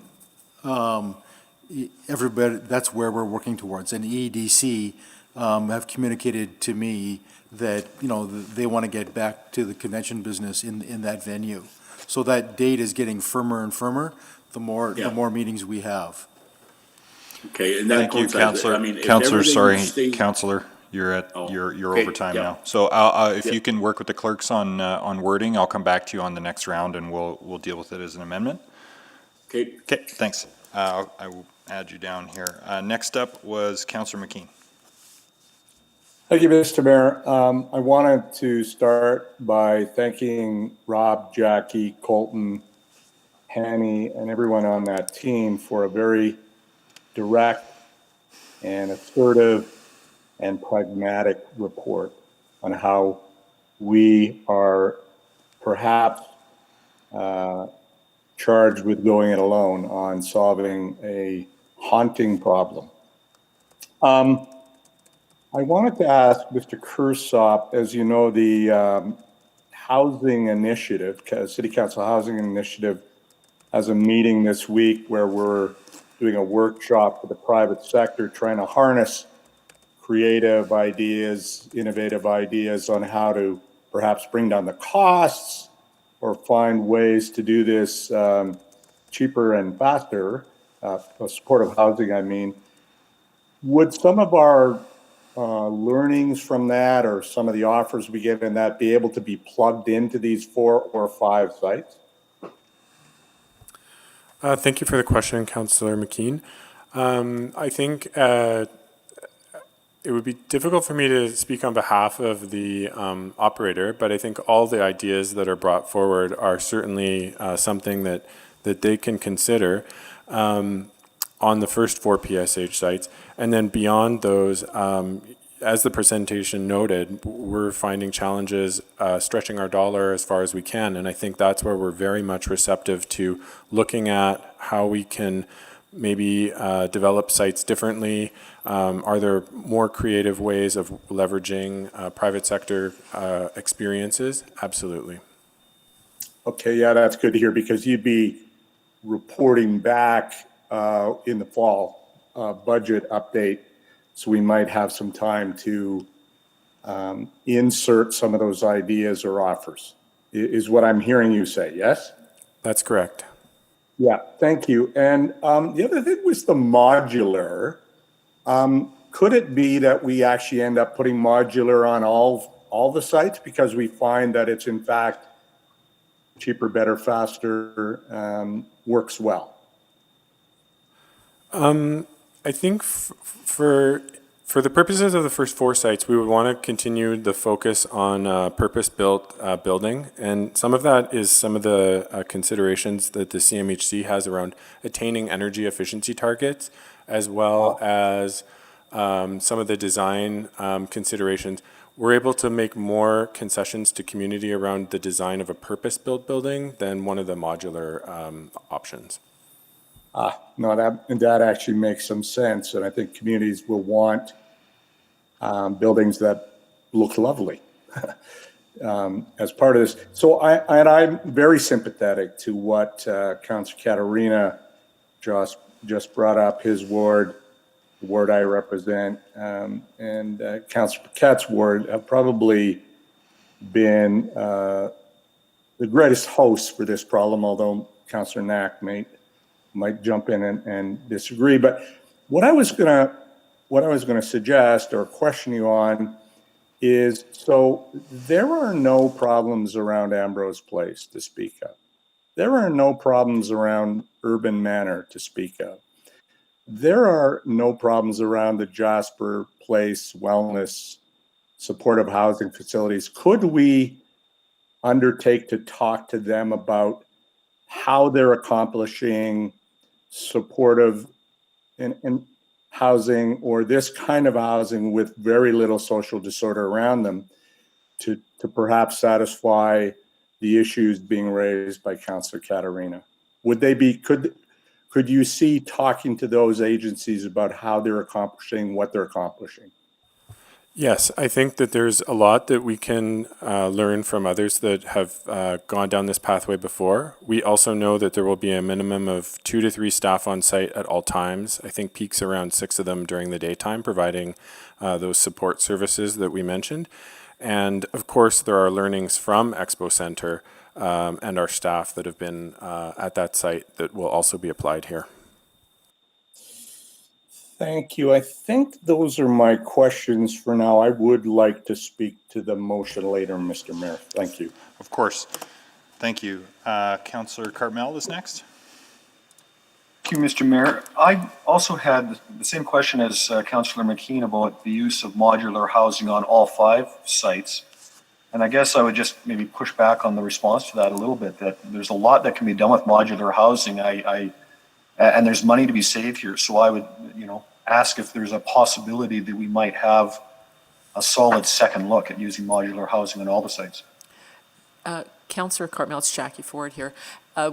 We have looked at that, but it is, because of the funding from CMHC, they're not as, how shall I say, enthusiastic about that type of housing, given that it will hold a mortgage. So we can go back and double check that, but our understanding is CMHC is much more interested in what would be a traditional build. Well, and I think there's something about the energy resiliency of some of those buildings, but I can speak to camp buildings I've been involved with in the high north. They were pretty energy efficient, so I would again challenge back on that. A few other questions. On page 8 of the report, there's a reference here that says raising dollars, including identification of process steps to facilitate selling surplus school sites. Do we have any more information on that? Who they would be sold to, for what purpose, that kind of a thing, or is it too early to say? Too early to say at this point, Councillor. Councillor Eslinger made that motion at a fairly recent meeting, so we're just beginning to dive into that in terms of the additional surplus sites that are in the queue and what is their highest and best use, including selling and where the proceeds might go. Our real estate colleagues may want to weigh in on that.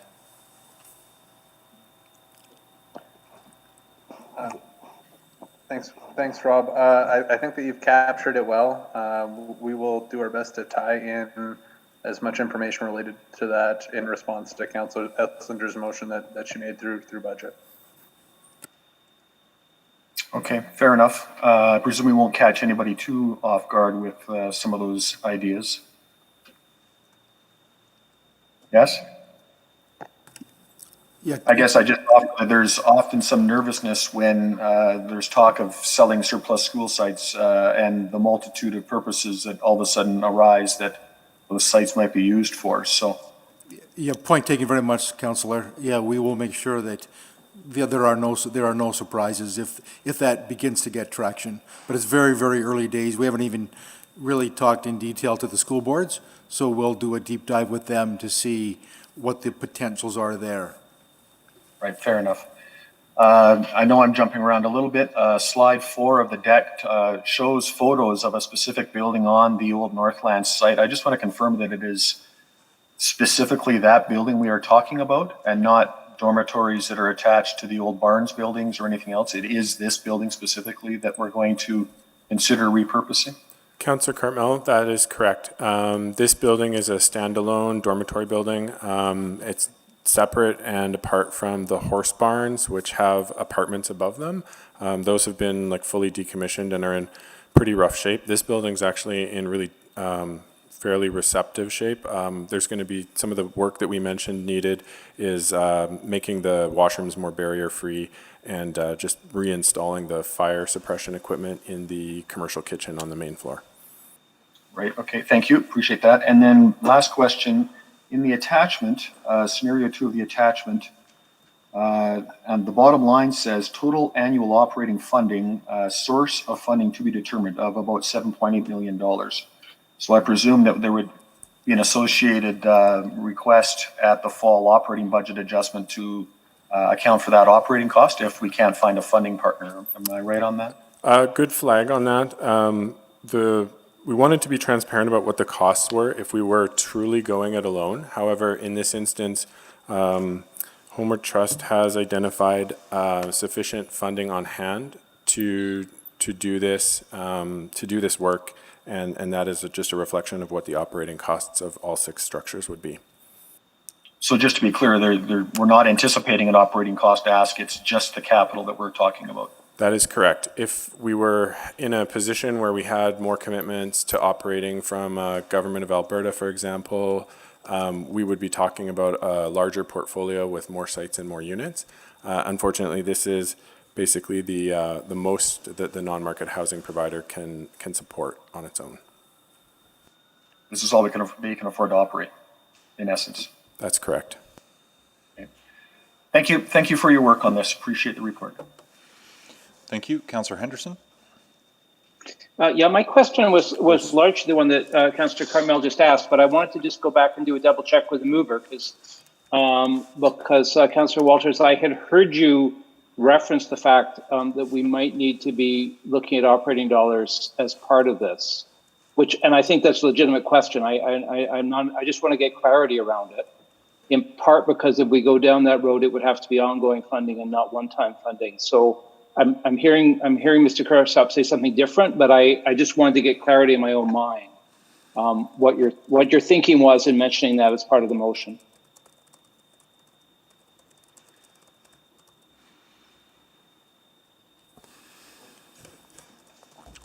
That's to me, sorry, Ben. Yeah, no, that's fine. I was responding to a text from my wife, poor form. Can you just ask that again?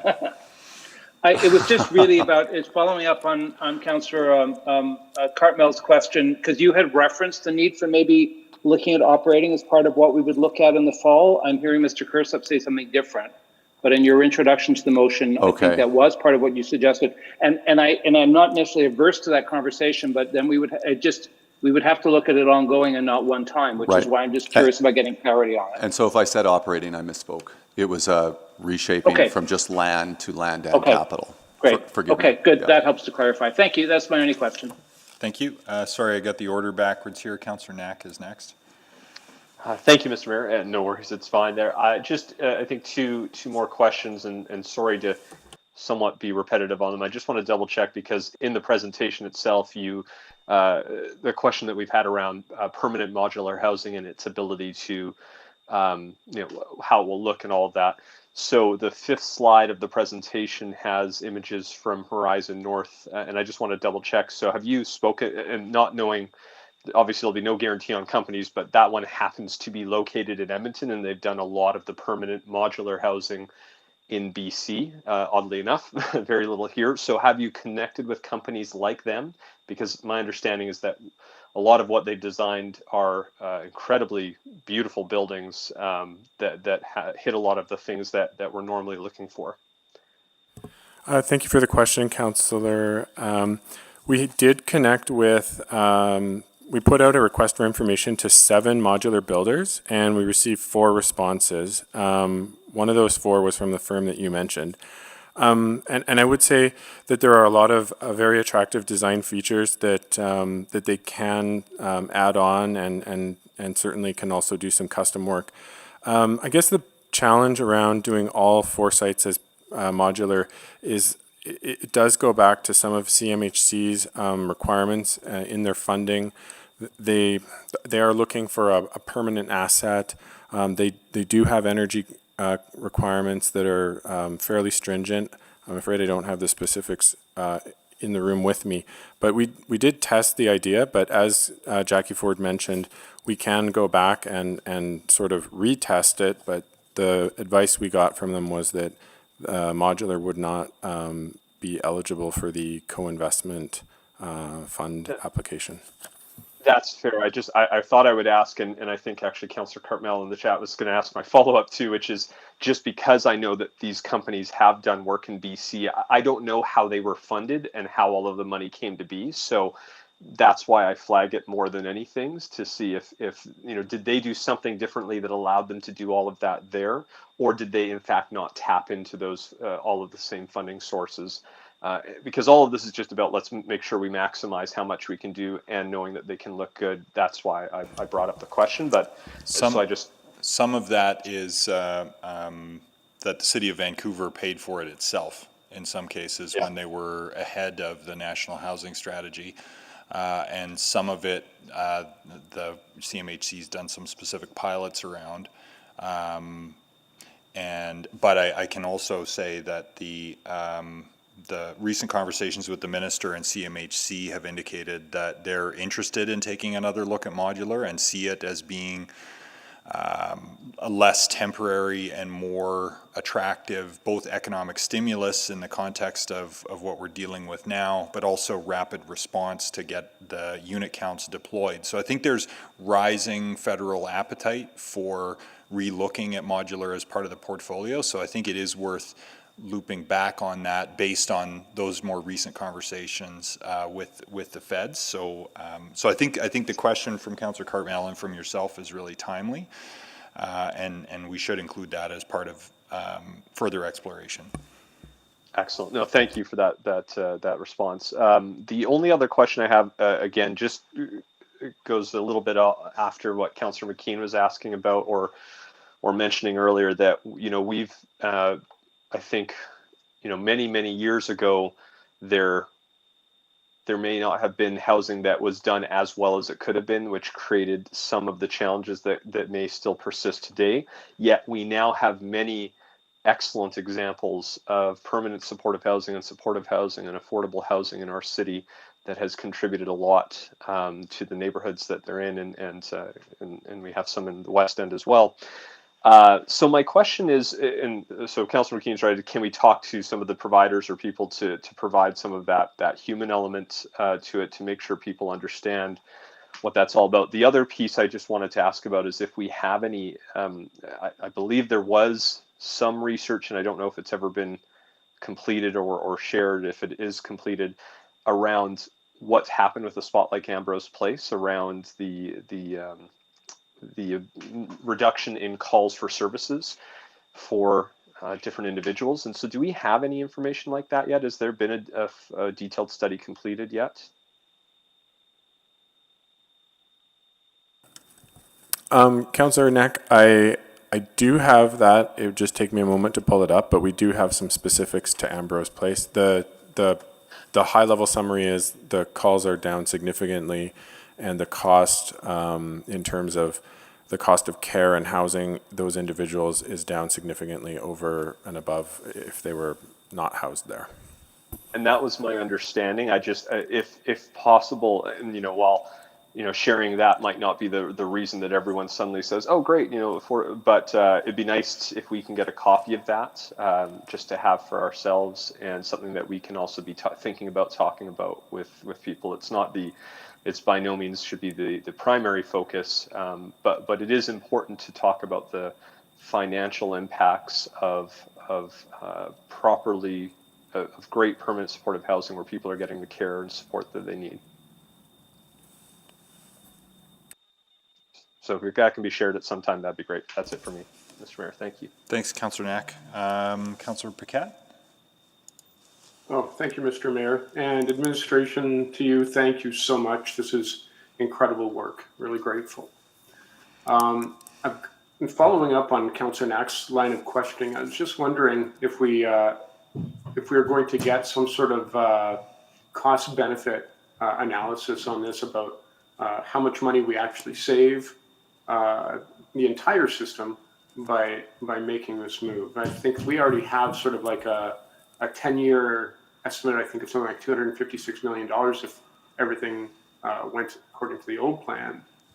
Does that basically just hold true for this as well? Yes, I've actually pulled up some of the stats on Ambrose Place, and they serve as a good example. So overall emergency department visits decreased by 61%. Overall rate of inpatient hospital days for these individuals decreased by 65%. Overall rate of EMS events decreased by 38%. And the overall rate of inpatient costs decreased 39%. So on a per person basis, they went from $28,000 in healthcare costs per year to $17,000 per resident per year. That is astounding. Those are simply astounding numbers. So I'm just curious about where other orders of government are in their willingness to engage with us. Here we are talking about going it alone, and yet we have this overwhelming evidence of money saved to the system. So where are we in our discussions with them? Like there's literally just no interest in coming to the table, or they'll come to the table, but no interest in going further than that.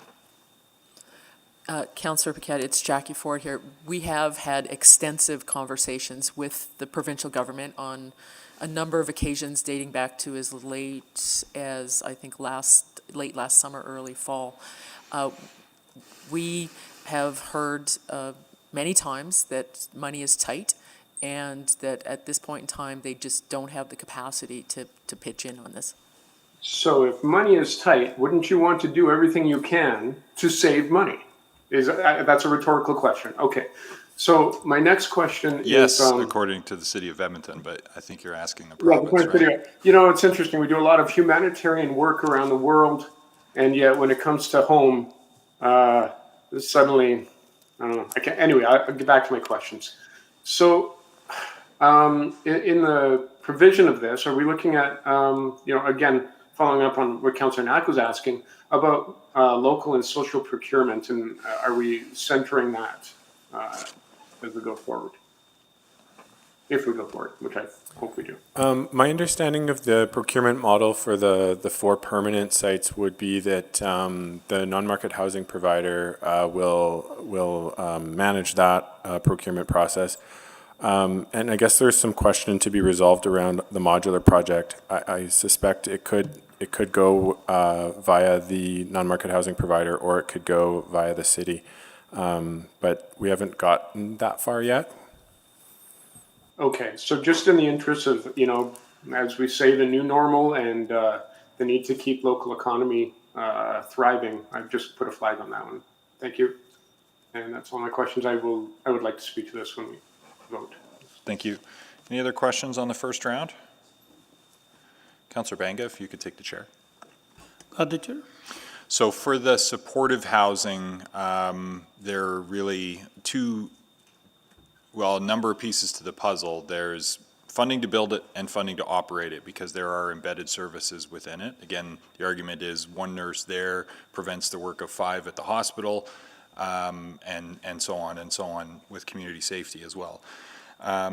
So setting aside the construction costs, we did get a letter from AHS committing to participate, and CMHC, the feds, were looking for that letter to say, okay, if we give you construction money, your province, which has jurisdiction over providing those services, is going to deliver those, right? And we do have that letter, and have we heard any indication that in the new reality here that's been pulled back, or do we still have operating support in place for at least these 4 projects? Mr. Mayor, you are correct. We had the letter from AHS, I think, last summer, and because we knew this report was coming up, I did phone AHS to verify that they are still partners in this venture and will contribute to its operations. Well, and it's not for me to speak at all for AHS, but I recall from the meeting that we had with them prior to securing that letter, the message was it would be one of the last things they would cut because of the return in terms of demand reduction and cost avoidance for them, notwithstanding all the other pressures they were anticipating last summer they might come to face in the budgets ahead. So, and that was outside of pandemic, but still, I think, I thank you for following up and verifying that's still there. That gives me comfort that even if the city steps outside of our normal jurisdiction here and builds these units, which are traditionally provincial and somewhat and inconsistently over time federal domain, that at least the operating dollars will be picked up by the benefiting order of government with those health savings that have been stated. There is also some data that there's reduced interaction with law enforcement, the courts, and the correction system for people who benefit from this supportive housing. Do we have those numbers as well? I do. Your worship, the specific study to Ambrose Place identified that the number of calls for service related to the police service dropped by 69% to 55 overall interactions from a much higher number. So they dropped by 69%. So that's a tangible number of calls for service, which do have a cost associated with them, and then subsequent interactions with courts and unfortunately subsequent interactions with incarceration, that is the criminalization of people's poverty and homelessness. That's correct. So in this particular analysis of the first 46 residents, the costs to police dropped by $479,000 after being housed at Ambrose Place. Well, we're beginning to connect the dots, and I think the point we've long been trying to make is that the dots are interjurisdictional, but the decision that's before us here today is, in the absence of leadership from the government of Alberta on containing avoidable costs in its own area of jurisdiction around health and corrections, are we prepared to move ahead? And I was prepared to say yes before Friday, but I've got 6,500 more reasons to say yes today than I had then in my inbox. So but that's not a question. On the modular side, if there's an opportunity to do that, do we need to modify the motion in some way just to say check back with CMHC to see if there are new changes there? Because if we can deliver all of these units on an expedited basis and support relaunching manufacturing jobs in our city and region that are hurting for business right now, that helps us make the case back to the feds and potentially to the province still that there is a stimulus upside to this and a housing and manufacturing innovation story. And a variety of other things. So we can still, even if we move ahead with this, we can still continue to pitch to the province that they might want to top it up and increase the leverage of the city dollars and whatever federal support we're able to ratchet up here. So I'm looking at the modular as one way back into that conversation with the province, and also a chance to see if the feds will adjust the rules, but mainly so that we can deliver these units faster if they'll give us the mortgage leverage and the grant leverage to do it all as modular. But I guess the first question is, does that require an adjustment to the motion to okay, it's not offside or it's not out of bounds? We'll certainly do that, Mr. Mayor. I mean, that's certainly based on what's been talked about today. We'll do a full court press to get those answers to those questions. If council is comfortable allowing that? I guess as long as we're agnostic as to the construction methodology, provided it leverages the funds and provided it delivers the results. And I think the other, so that's good. The other downside or issue is that there's two kinds of modular. There's temporary, which sends one signal about your commitment and has one value proposition over the long time and says we might move this if it doesn't go well. And has stigma attached to it potentially in that regard. And then there's another kind of modular, which is just using a different delivery methodology to build a great long-term energy efficient asset, but bolting it together Tinkertor style rather than stick build style. So, or Lego instead of Tinker. I don't know. I forget the metaphor, but do we have to the extent that there is an innovation opportunity around the manufacturing piece, are we comfortable that there might be, are we aiming for one end of that spectrum of durable, beautiful, energy efficient, permanent, or work camp, temporary, dismantleable if it doesn't go well? Or do we think that in certain contexts with the portfolio over time, if we make transformational change, some of it could be repurposed, some of it could be moved, some of, on a portfolio basis, I could see some flexibility along that range, but maybe it's too soon to ask that kind of question. But do we have a sense of where we want to be on the on at least the one dedicated prefab project? What end of that spectrum we'd be looking at? Certainly, Your Worship. The modular PSH that we priced in this particular report is sort of what I would call middle of the road modular. Like it relies on pre-constructed modules that are very similar to the ones BC Housing deployed in Vancouver. Essentially is that model with some additions. We did also add an elevator to ensure that the whole development could be accessible universally, which is why the cost of this one is a little bit higher than some of the BC Housing models. They don't all have elevators.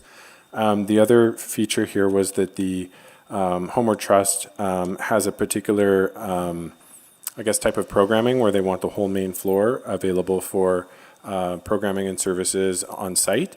And so it added an additional floor to the development. But this one is sort of got a 10 to 20 year shelf life, is our understanding of the approach that BC Housing has taken with these. And so, which is not to say that the other 4 PSH sites couldn't be developed in a more complex sort of modular way, if that makes any sense. Thank you very much. I'm out of time, so I'll take the chair back. Turn on the chair. Thank you very much, Councillor Banga. Could someone, well, I'll just seek unanimous consent for a second round of questions. Is there any objection to a second round? Not hearing any, then by unanimous consent on the second round, Councillor Walters, go ahead. Thanks. And maybe I didn't quite understand Councillor Henderson's question earlier, but maybe I'll ask you this, Adam. The reason it states operating in the motion is because we would be reshaping the capital profile to be then a capital grant, which becomes operating from our perspective. So it's not operating operating dollars for the site. It's just a categorization of the expense, because it won't be the City of Edmonton's asset. That's correct. Right. So it would be taking the capital dollars and providing them as a grant. Right. And one of the... Which on our books makes it operating money. Correct. And to clarify, Right. Mr. Kursop said this, that the total annual operating funding with the source to be determined is actually covered by Homeward Trust. Right. And so... That's the day-to-day operations once it's built, and then there's the capital costs, which when we grant it is an operating expense on our books. That, correct. Just so Council's clear about that. And if you're comfortable with that, Councillor Walters, we can adjust the motion to reflect that it doesn't include that last line. I think we could clarify that we're making a capital grant to housing agencies. Right. And and it happens to then have accounting implications for us, but that can be sorted out in the SCUBA and SOBA adjustments that we So we could amend that to just say to... Is that friendly, just to add clarity? To be clear, we wouldn't get involved in the operating. We'd expect the agencies to do that. This would be strictly capital grant. Categorization. Infrastructure, construction, yeah. Right. Yeah.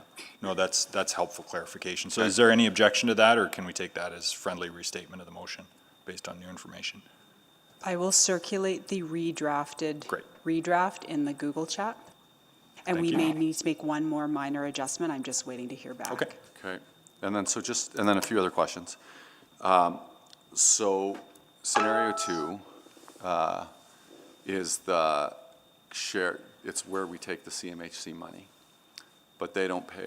But I want to make sure that we understand it's to go as far as we can, which is the 4 sites plus the bridge housing plus the one modular, right? That's correct. Scenario 2 is the 4 sites, the modular, and the bridge housing. Okay. And now the CMHC funding, is there any provincial requirements for us to get that? Other than maybe a letter, As far as our conversations have gone with CMHC, I don't think that's a barrier for us. You don't think it's a barrier? I'm not aware that it is a barrier. Okay, so let's presume then it isn't. Like I worry about that a little bit, but as long as you guys are I'm comfortable, fairly 'cause you're doing confident the it's not a barrier negotiation. because it's a financing product, and part of it is a forgivable loan. So it's a straight up application anyone can make to CMHC. Okay, great. And then the capital profile that we're talking about is 53 million, but we also have other money in the AHIP, the Affordable Housing Investment Program, and which includes the Cornerstones money that we've set aside, 3.5 million every year. That is correct. Okay, so knowing that Homeward Trust has money within its budget to take care of the day-to-day operating, we have the financial wherewithal in previously approved operating and service packages and capital profiles to afford this. That's right. This proposal can be funded within the existing capital profiles from housing and the Affordable Housing Investment Plan. Okay, and then maybe to the mayor's query about amending the motion. It's not a construction methodology question, which is really in your purview. It's more of an advocacy question in terms of, so whether we want to say, I don't know if it's of value to you to say, well, chase CMHC down and the mayor send a letter to be more flexible because we have this opportunity. That may be worth considering. Shook my head at you earlier because I was thinking it was methodology, but that's not our business in a way. But no, but if we're from the asking them advocacy to, side- if we're asking them to follow through on some of the trial balloons they talked about with greater flexibility, it doesn't hurt for us to Right. follow up with correspondence inquiring formally about that. So I would take that as friendly if we were to add some wording. I'm one voice that matters in that, but I would take it as friendly. And so if there's some wording can be written for that. And the construction timelines, if we approve this and we approve the funding shift in the fall, or reshaping in the fall, we're good to go for construction, and every one of these 6 sites can be under construction next year, to confirm. I would call them shovel-ready, yep. Our timeline slide had I think the rezonings would be completed by end of this year or early next year, so they would be shovel-ready for next year. Okay. And then being shovel-ready means that we'd have proponents ready to go and ready to. Yes, the tenders out. procurement process would be underway and site preparation. In fact, on some sites, we'll begin this construction season. We'll be doing some of the servicing work. Okay. Okay, great. I'll just speak to it briefly when it comes time. Okay, thank you. I have Councillor McKean and Councillor Henderson with questions and Councillor Katarina with an amendment. When we get, I think there's wording for that, but we'll dispense with the questions first, then we'll take the amendment. Councillor McKean? Yeah, I was kind of hoping to see Councilor Katarina's amendment, but I don't think I'm going to have questions on it. I think it sounds really wide. Mr. Kursop, the numbers you were giving on reduction in calls for service to Ambrose Place were really interesting. Those people, I think the other thing I'd heard from Ambrose is they expect those numbers to get better year over year because some of those people had been homeless for 10 years or more, and it takes a while for them to settle into Ambrose and some of those issues to also settle out. But the question I had is, we have had BIAs from across the city come before us and talk about the implications to small business from the side effects of homelessness. Do you know if we've done any research into the opportunity costs or the direct costs that our small business zones are enduring because of homelessness? Councillor McKean, I think I follow your line of thinking very clearly. Unfortunately, I don't have that information, and I'm not sure if we have conducted an analysis of like what the cost to small business is and what the therefore advantages are of taking this approach. Bit of a rhetorical question. I think I knew the answer, but thank you. The other one was, we hear 500 people sleeping rough. Ambrose Place reported at one point they had a waiting list of about 800. Do you know how we can reconcile that? When we say 500 people sleeping rough, I guess that would not include people who are staying in shelters or people who might be being exploited in some pretty lousy slum housing. Is that right? Councillor McKean, it's Jackie Ford here. I hadn't heard the number 800, but you are right. The 500 sleeping rough does not include people who are sleeping in shelters. Right. So there's another between 300 to 400 minimally sleeping in shelters every night. Which is how we get to that goal of 900. We see that as probably meeting the needs of that particularly challenged group of homeless or poorly housed people in Edmonton. That's correct, Councillor.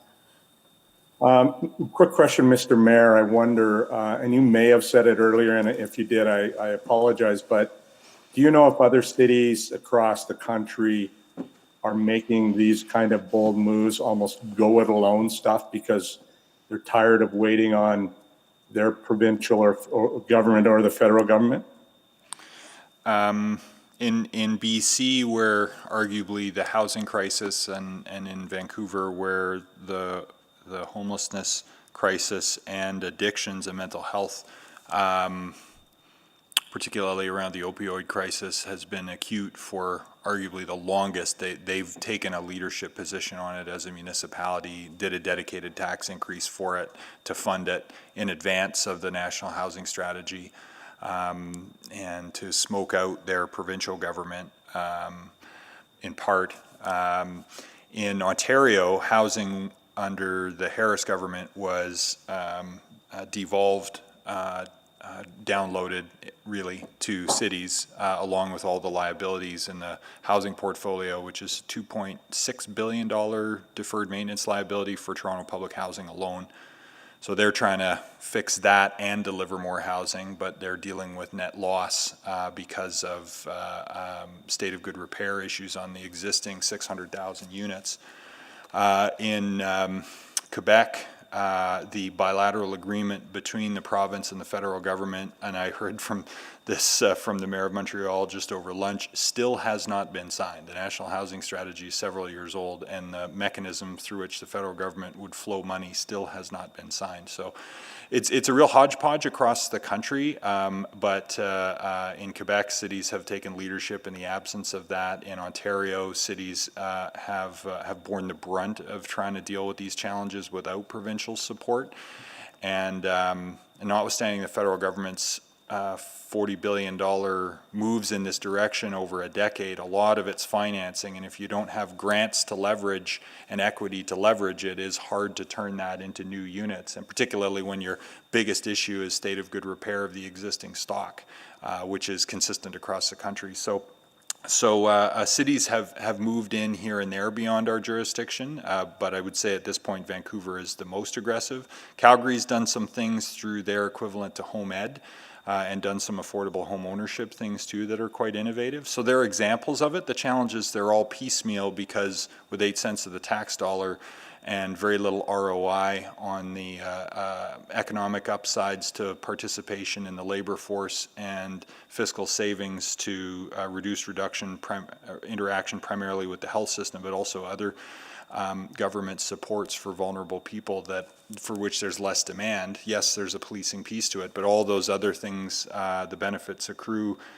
to the orders of government who have the jurisdiction and the 92 cents of the dollar and the key benefits of fiscal upside to taking the policy action. So cities have been tremendously innovative with a very narrow sliver of money, in my view, but not been able to achieve systemic change unilaterally. I think that the opportunity gets better with the leverage of the national housing strategy, but there's still an absence of really strong provincial leadership in the country outside of Quebec. They have a very strong publicly funded system in Quebec proper, but in the rest of the country, it's pretty dismal, including here. I'm reminded of the words of the amazing leader from Enoch Council, Michelle Wilsden, who said they just got tired of waiting on Ottawa and started doing stuff themselves. Thank you, Mr. Mayor. I'd still like to speak to this when we get to that point. Certainly. Councillor Henderson? Yeah, just to do a double check. So I'm pretty sure you're aware of this, but because I'm conversant with it, I thought I should check and make sure you're aware. Because the sustainable affordable housing money is now flowing, applications are out right now through GMF, which was another chunk of the new money that GMF got last year, through FCM got last year. And that allows for 20% of eligible project costs up to a maximum combined financing of 10 million, 50% grant, 50% loan. So that's out there. I'm pretty sure it's stackable against CMHC. The trade-off is you have to build to net zero ready, but if you do that, then obviously your operational costs over time will be significantly reduced. So I just wanted to check and make sure we're aware of that, because I think that could be, that's a little, it's not a lot more money, but it's a bit more money that probably could be stacked on top of CMHC. So have you guys been checking that one out? Councillor Henderson, is that the one that's through FCM? Yeah. Okay, we will definitely. Yeah, have a look at it, because it went live about 2 or 3 weeks ago. It's hot off the presses. And my guess is you could apply, each one of these would be a standalone project as well, or you could apply for them together. But I would certainly have a look at that program. We will. I'm glad I asked. Sorry. Yeah, this report has been kind of waiting in the wings for a while. So if this was recently announced, no, understood. I mean, you do have to go net zero ready on a new build, but there's huge advantages to doing that anyway, long term. So it might be an extra $5-10 million that we could access. Great, thanks. Thank you.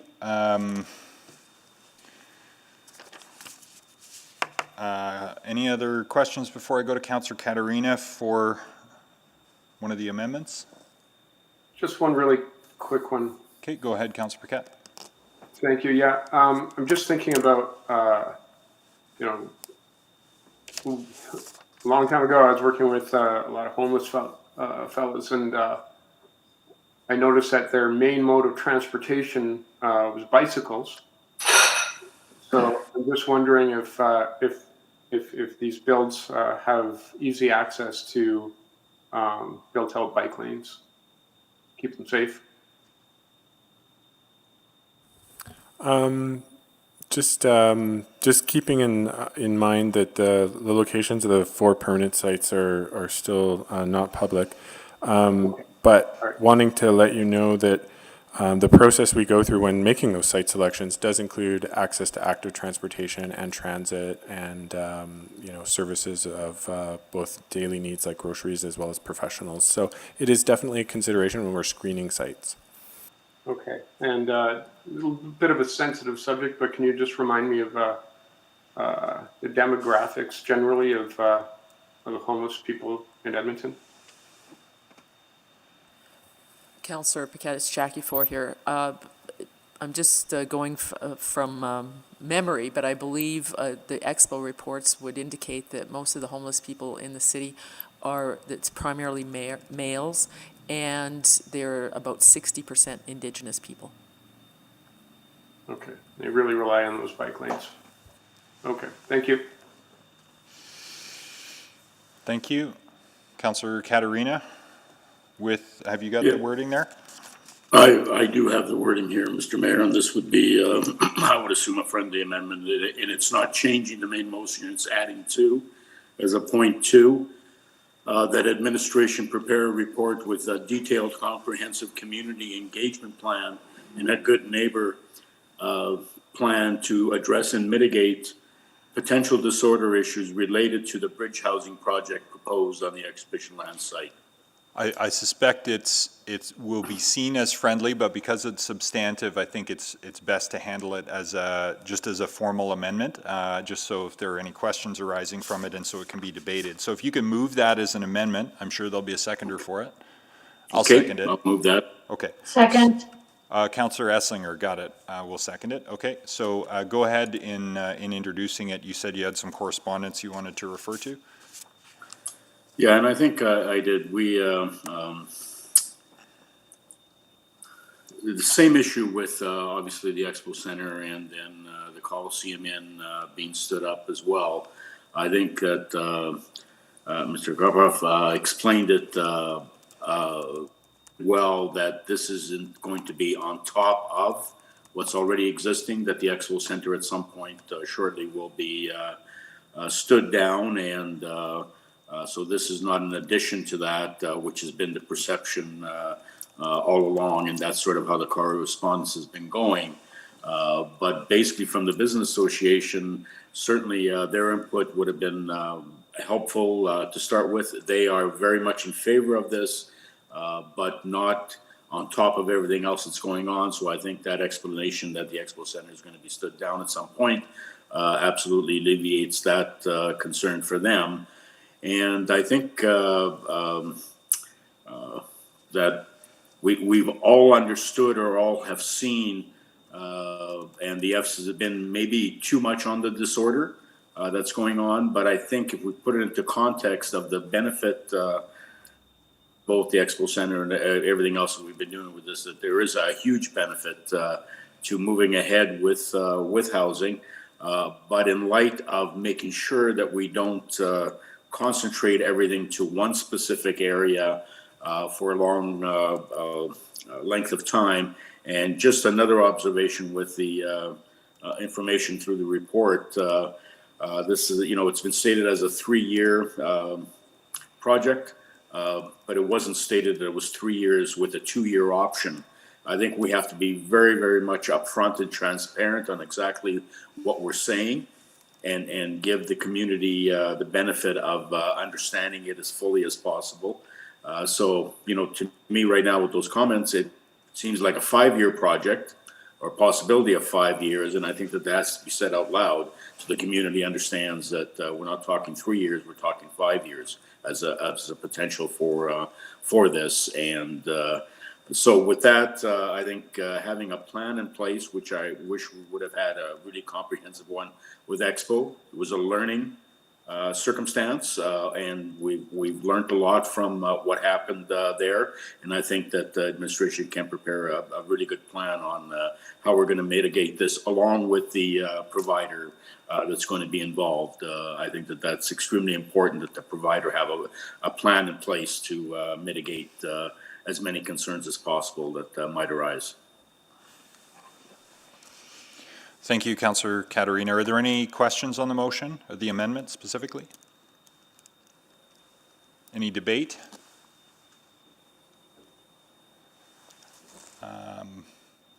Perhaps Councillor Banga, if you could take the chair real quick. Got the chair? Actually, no, sorry, I'll take it back. I'll speak to it when I speak to the whole motion on the premise that this will probably pass, and I'll just save time that way. So is there anybody else wishing to speak? All right, anything further to close, Councillor Caterina, or can I call the question? No, you can call the question, Mr. Mayor. Great, thank you. Please vote. Yes. Yes.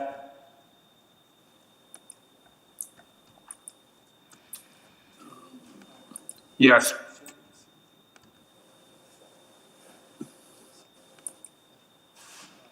I've got 9 online, and just to confirm, we had Councillor McKean. And Councillor Nickel. Councillor Nickel and... Zadok, if my online one didn't go through, I don't think it went through. Thank you very much. It didn't. Thank you. We have 13 votes, Mr. Mayor. Thank you. Display the vote. That's carried unanimously. So thank you for that amendment. The clerks have also proposed wording, if someone wishes to move it as an additional amendment, that the mayor on behalf of City Council advocate to Canada Mortgage and Housing Corporation for greater flexibility to fund modular buildings. So moved. Thank you, Councillor Paquette. Second. Seconded by Councillor McKean. Any questions on that? Any debate?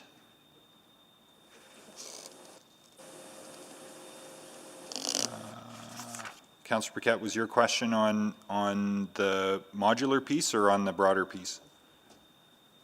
I already asked my question. Oh, okay, sorry, that's from 8 minutes ago, sorry. Trying to stay abreast here. Okay, if there's no further debate on the amendment to advocate around modular flexibility, please vote. Yes. Yes.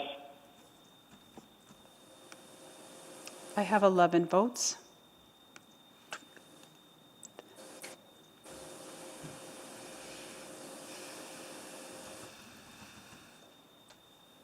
I have 12 votes. I have 2 verbally and 10 electronically.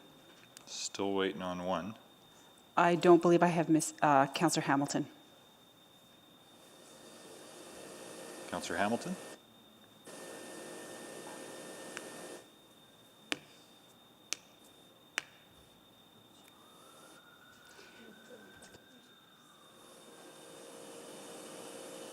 Councillor Hamilton, are you there?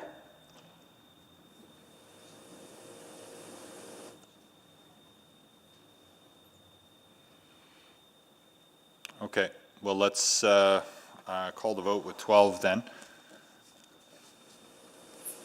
And display the vote, please. And if we need to recall it after. Oh, sorry, she has voted. She has voted? Okay, got it. Thank you. Perfect. Then that passes unanimously with all 13. So we're back now to the main motion, which has 3 parts. The budget adjustments to proceed with what we can, hopefully in partnership with the feds. And 2, that we look at the good neighbor issues around the exhibition land site as part of moving ahead. And 3, that we advocate for some flexibility around modular delivery options for more of these projects if possible to expedite value and time. So that's the motion as built together by the group here. I just want to see if there are any more questions before we move into final debate on the motion as amended. Hearing no questions, I know Councillor McKean said he wanted to speak, so go ahead, sir. Thank you, Mr. Mayor, and it's a bit of an emotional time for me, I'll admit that, and I am really proud. I may be assuming something, but I'm really proud of this council. I'm proud of our administration, and I'm proud of this city. Moving ahead on, supportive housing is the most business-friendly thing we can do. And it is, I think, the most Black Lives Matter thing we can do, given that Black Lives Matter is about uplifting everyone who is living with oppression and poverty in our cities. And that certainly describes the homeless population. And it might be the most defund the police thing we can do, although the funding implications would come later. But as we build supportive housing, we know that calls for service to police and other first responders will be greatly reduced. I also think it's the most compassionate and pragmatic thing we can do, and I think that speaks a lot to Edmonton values. I want to mention my mom. My mom, who died over the weekend, lived her life in service to, first of all, the kids she taught, but also to her community. She was a constant volunteer, and in retirement served on the board of the Spady Center. And the Spady Center serves some of the very people we're talking about today, people who, for reasons of adverse childhood events, childhood trauma, lifetime trauma, mental illness, ended up self-medicating. And in the case with Spady, it's self-medicated with alcohol. I have had Dr. Francischetti come to me wanting to build housing for the homeless who are discharged from hospital. And they know very well that if they're discharged into homelessness, they're coming back to hospital soon enough. A revolving door, because it's hard on the street. I've had Judge Couchard from the Mental Health Court come to me asking us to build supportive housing because they know that as they release people from probably fairly minor charges, but charges nonetheless, who are suffering mental health and addiction issues, if they release them into homelessness, they're coming back. It's a revolving door. So we have had representatives of the two highest funded departments of the provincial government come to us asking for solutions. I'm frustrated that we're having to go it alone. I'm proud that we plan to go it alone, but I'm really frustrated by the attitude of our provincial masters and their seemingly ideological view of people who end up on the street especially with substance use disorders. I don't think they're sinners. I think they've been hurt, they've been wounded, they've been damaged. They got bad luck in life into the situations they were born into. And damn it, I think it's our responsibility to help people who have mental and physical health care issues. And that's what this does. I'm really so happy to be here for this and around my friends and colleagues. And I'm really hoping, and I wanted to thank Councillor Caterina for his graciousness. He could have dug in hard and said, no, my ward's had enough. And I would have totally understood him doing that because I have certainly felt that way myself. But my point is, I'm proud of this council. I'm proud of administration, proud of the leadership on this file by you, Mr. Mayor, and by Councillor Walters. And I really, really hope, I'm going to make a plea here that we make this a unanimous vote. Thank you. Well, thank you for your leadership as well on this, Councillor, and for those comments. Any others before I go to Councillor Walters to close? Yeah, I just wanted to say a few words. Go ahead, Councillor Paquette. Thank you, Mr. Mayor. This really hits home to me, and I don't mean that as a pun. My uncle died on the streets in Edmonton, and it wasn't for lack of care from his family. Just an institutional problem combined with inherited trauma problem, combined with mental illness, physical disability, and to know that by doing this, we are going to save lives, we're going to save mothers, sons, we're going to save brothers, we're going to save sisters, and we're going to save mothers. And we really are. We will save their lives. And we're going to save money in the process. And boy, does that sound crass. But it's also true, and it's important.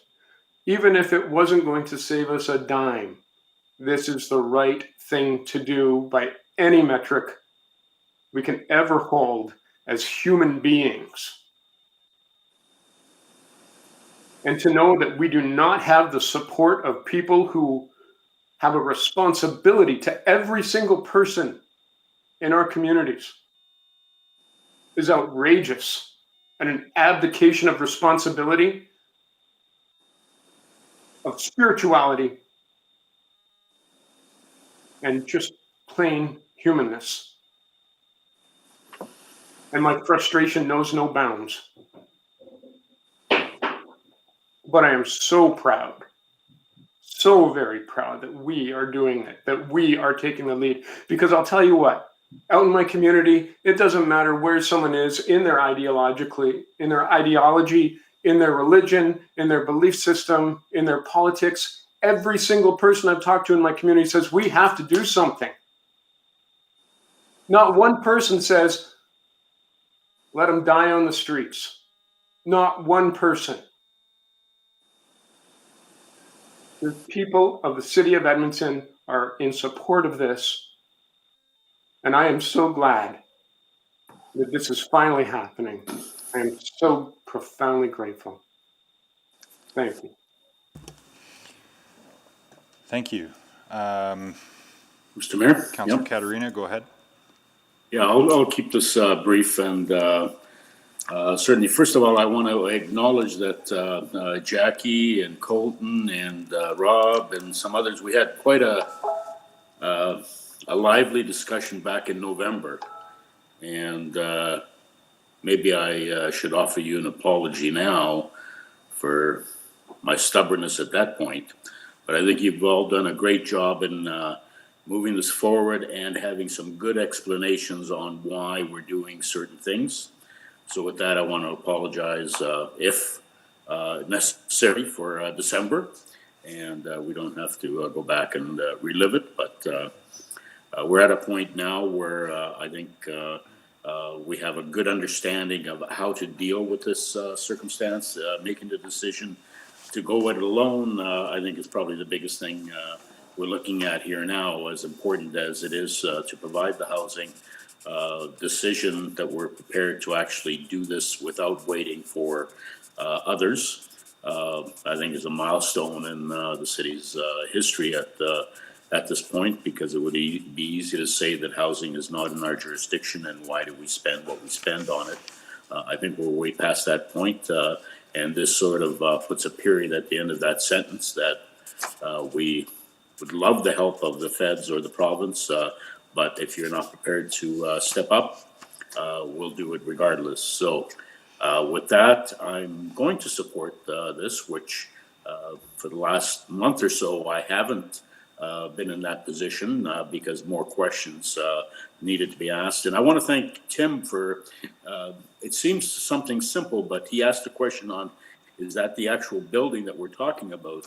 Because shortly before that, I received some correspondence saying, how dare you put people in a building or in facilities that have been condemned for the last number of years.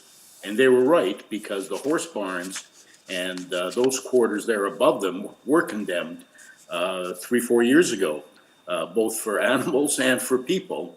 And the clarification now, I can go back to the correspondence and let them know that no, we're not talking about the horse barns.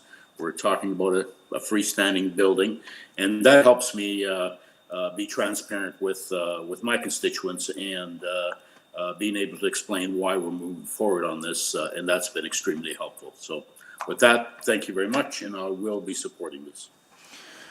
Thank you, Councillor Caterina. Councillor Banga, if you could take the chair. Got the chair. So I've got a picture I keep in my office from an art contest that the Youth Council ran almost a decade ago. And it was to engage young Edmontonians in a conversation about and build an aspiration towards ending homelessness in our community. And art is sometimes one of the more powerful ways we can non-verbally communicate the complexity of policy choices, and also, even more importantly, the human beings who benefit from them or are left out by them if the policy options are not serving them. And the picture is of a person experiencing homelessness on the median of a street, crouching and holding a cardboard sign that says, "I am human."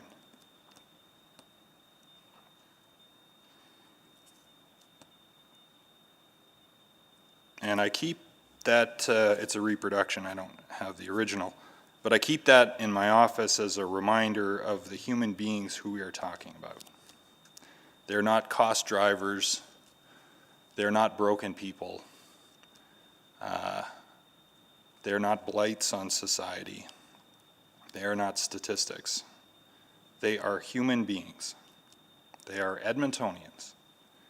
And this city, and at one time this province, took the proposition of ending homelessness seriously and raised the level of aspiration. And Premier Ed Stelmach was the first premier to lead a provincial government in this country that committed to that goal 11 years ago.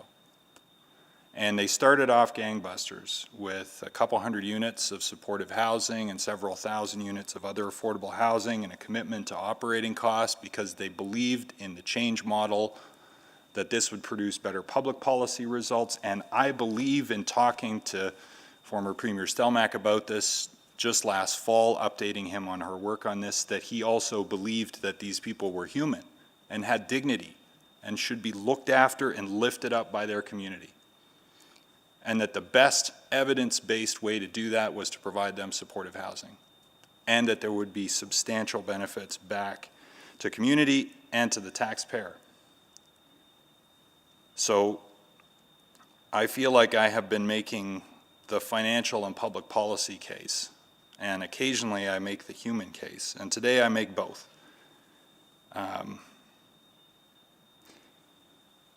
Because there is only one taxpayer. I keep getting told this. I don't actually fundamentally agree with that oversimplification, because 4 million Albertans pay taxes in a variety of different ways. Some of us pay more as we should. Some of us own more property, so we pay more property tax. Some of us stash our wealth elsewhere and don't pay tax. We all pay taxes in different ways. And it shouldn't fall to the property tax base of the municipal jurisdiction to step up to end homelessness. And this is the case I've been making for years and years and years, and I feel like my head is bloodied on the door from banging it into it and calling for systemic change for housing. And the federal government gets it and agrees and is raising their level of ambition. Mayors across the country get it and are investing and raising the level of aspiration. And some provinces get it and are going to reap the benefits, and some don't. And I've been conflicted on this for for several months now on whether our action should be to wash our hands of it and say, well, we cannot do this alone, and it's too big for us to bite off.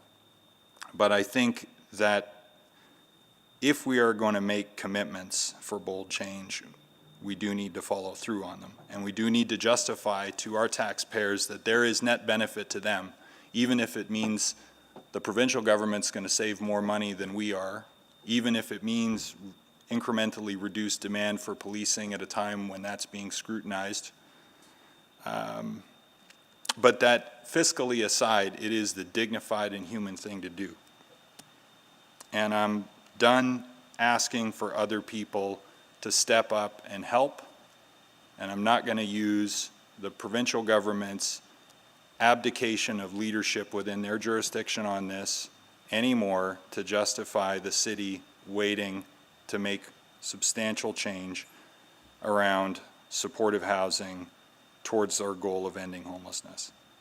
And so I too, out of frustration, but also out of love for the people who are struggling in our city and have been waiting for an answer, am ready to support this and move ahead with an invitation for the provincial government to come back into leadership on housing within their jurisdiction as a stimulus opportunity to create jobs and help them save money in corrections and justice and healthcare.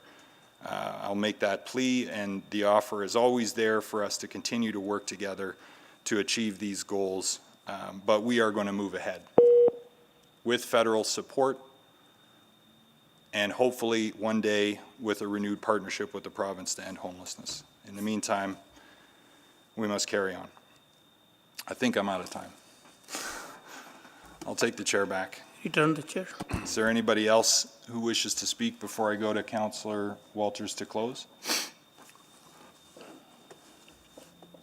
Mr. Mayor, can we just confirm if Councillor Nicol was able to get back onto the meeting? Councillor Nicol, are you there? Yeah, I can dial pretty quick. Okay, great.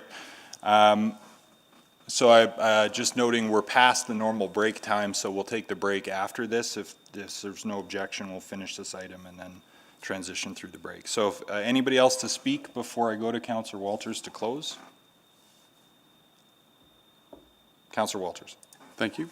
Thank you for those words, Mr. Mayor, and for all of your advocacy and leadership on this issue across the country, and to everyone on council who spoke wonderfully today, particularly my partner on this initiative, Councillor McKean.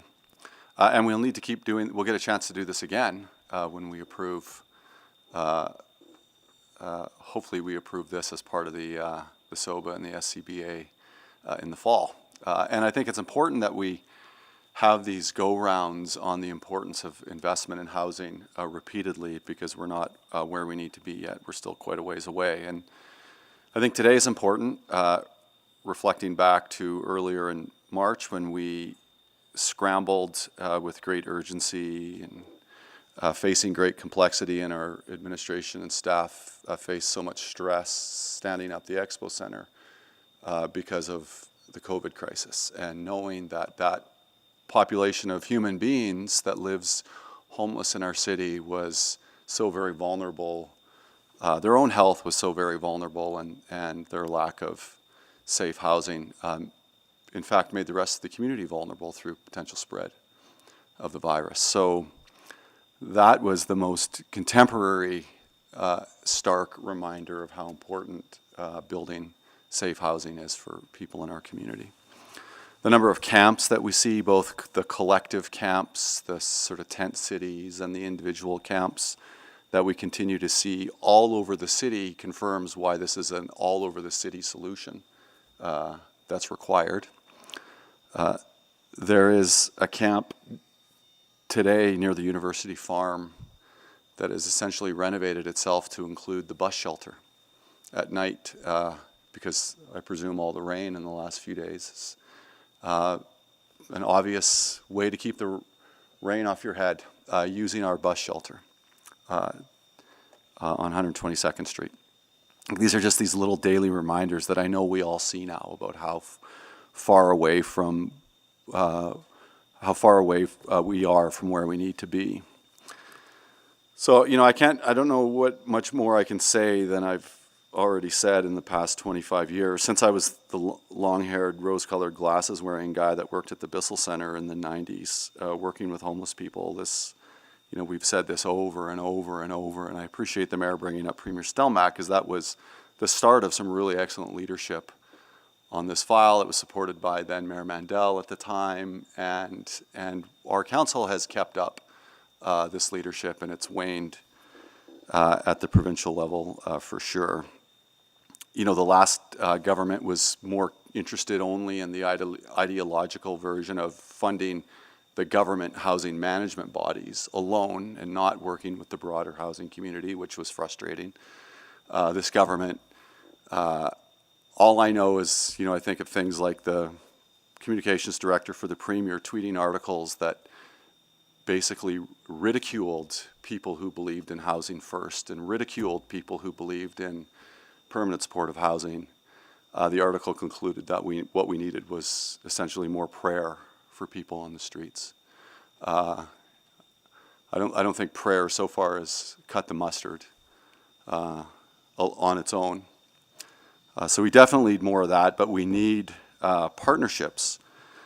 So we're doing what we can, because we can't take any high ground on this issue unless we're willing to put the investment we have on the table to work. And this number of units that's in this report is what we can afford to do. It's probably all that we can afford to do. So we should do it. It's the right thing to do. And for a while, I had this attitude that, well, let's just give up on the province. They're not going to do anything on this. But I really can't ever settle there. So I kind of ask our friends in the media, who are, I know some of you are listening, to ask repeatedly in doing your job on reporting on our city, to ask Minister Pon and to ask Minister Madhu and to ask Premier Kenny, if our plan isn't the right plan, then what's your plan?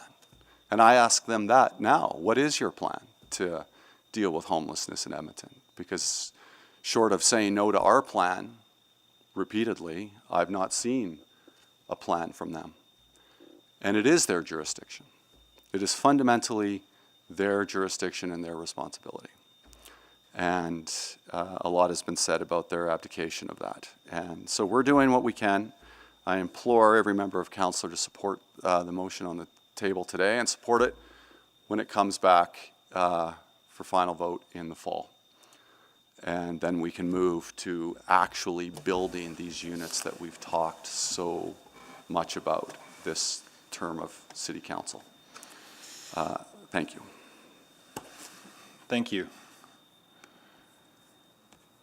Please vote.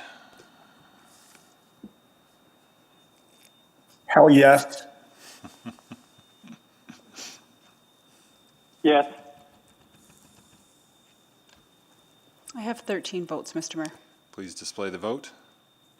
That is carried unanimously.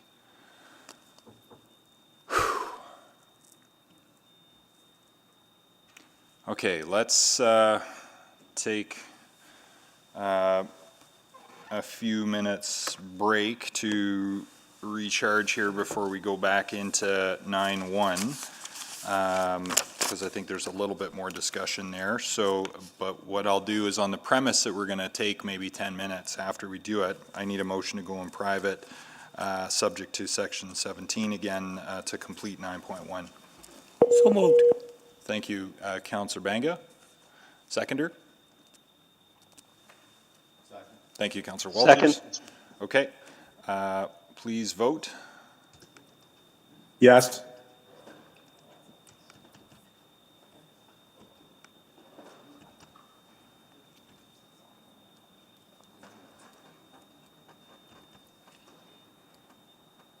I have 10 through the vote machine and 1 verbal. I'm just going to check who we're missing. I think Councillor Nicol dropped off there. Are you there, Councillor Nicol?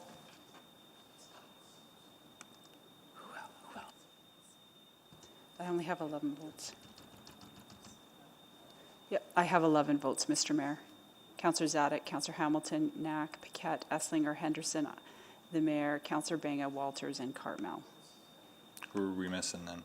Councillor Nicol and Councillor McKean. Councillor McKean said hell yes. Oh no, that was to the previous one. Yes. He said yes to this one. So so that's 12. Please display the vote. That passes 12-01. Okay, let's recess for a few minutes just to recharge, and I might remove my tie. We'll see.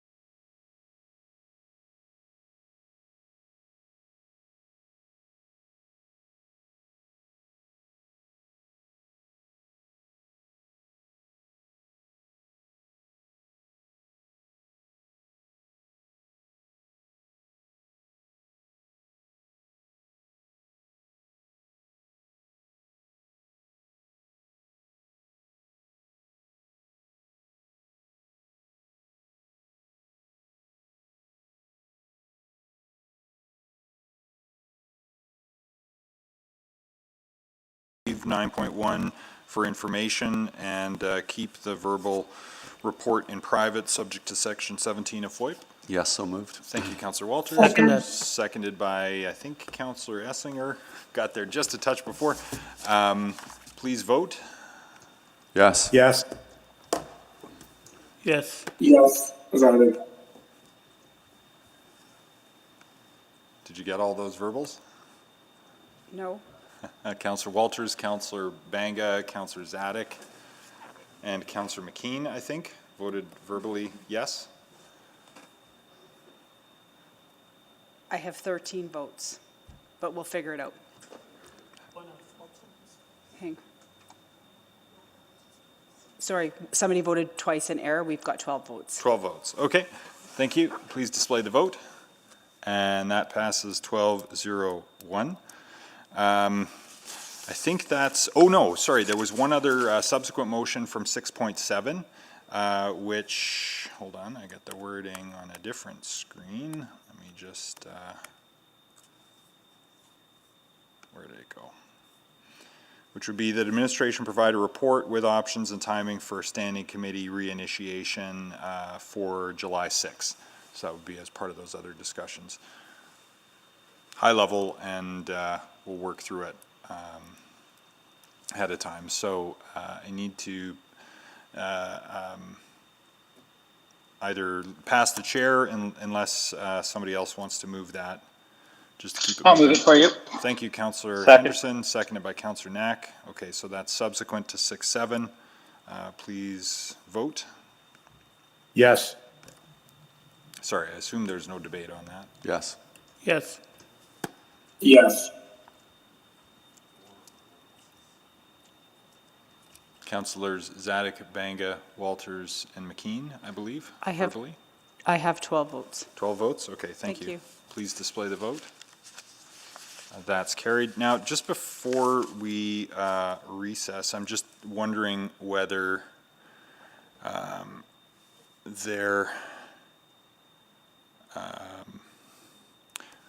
just thinking about our agendas and whether the morning will be sufficient. Though I see we've got things scheduled in the afternoon, so we'll have to see what we can do in the 2.5 hours on Wednesday and what an overflow time might be, or else, so we'll have to think about that. But I don't know if there's any decision we can take right now on that. Just flagging, we'll see how that goes Wednesday morning when we continue. So, but I don't have a recommendation for you, so can't pass a motion right now. So just a reminder then, this meeting would recess shortly.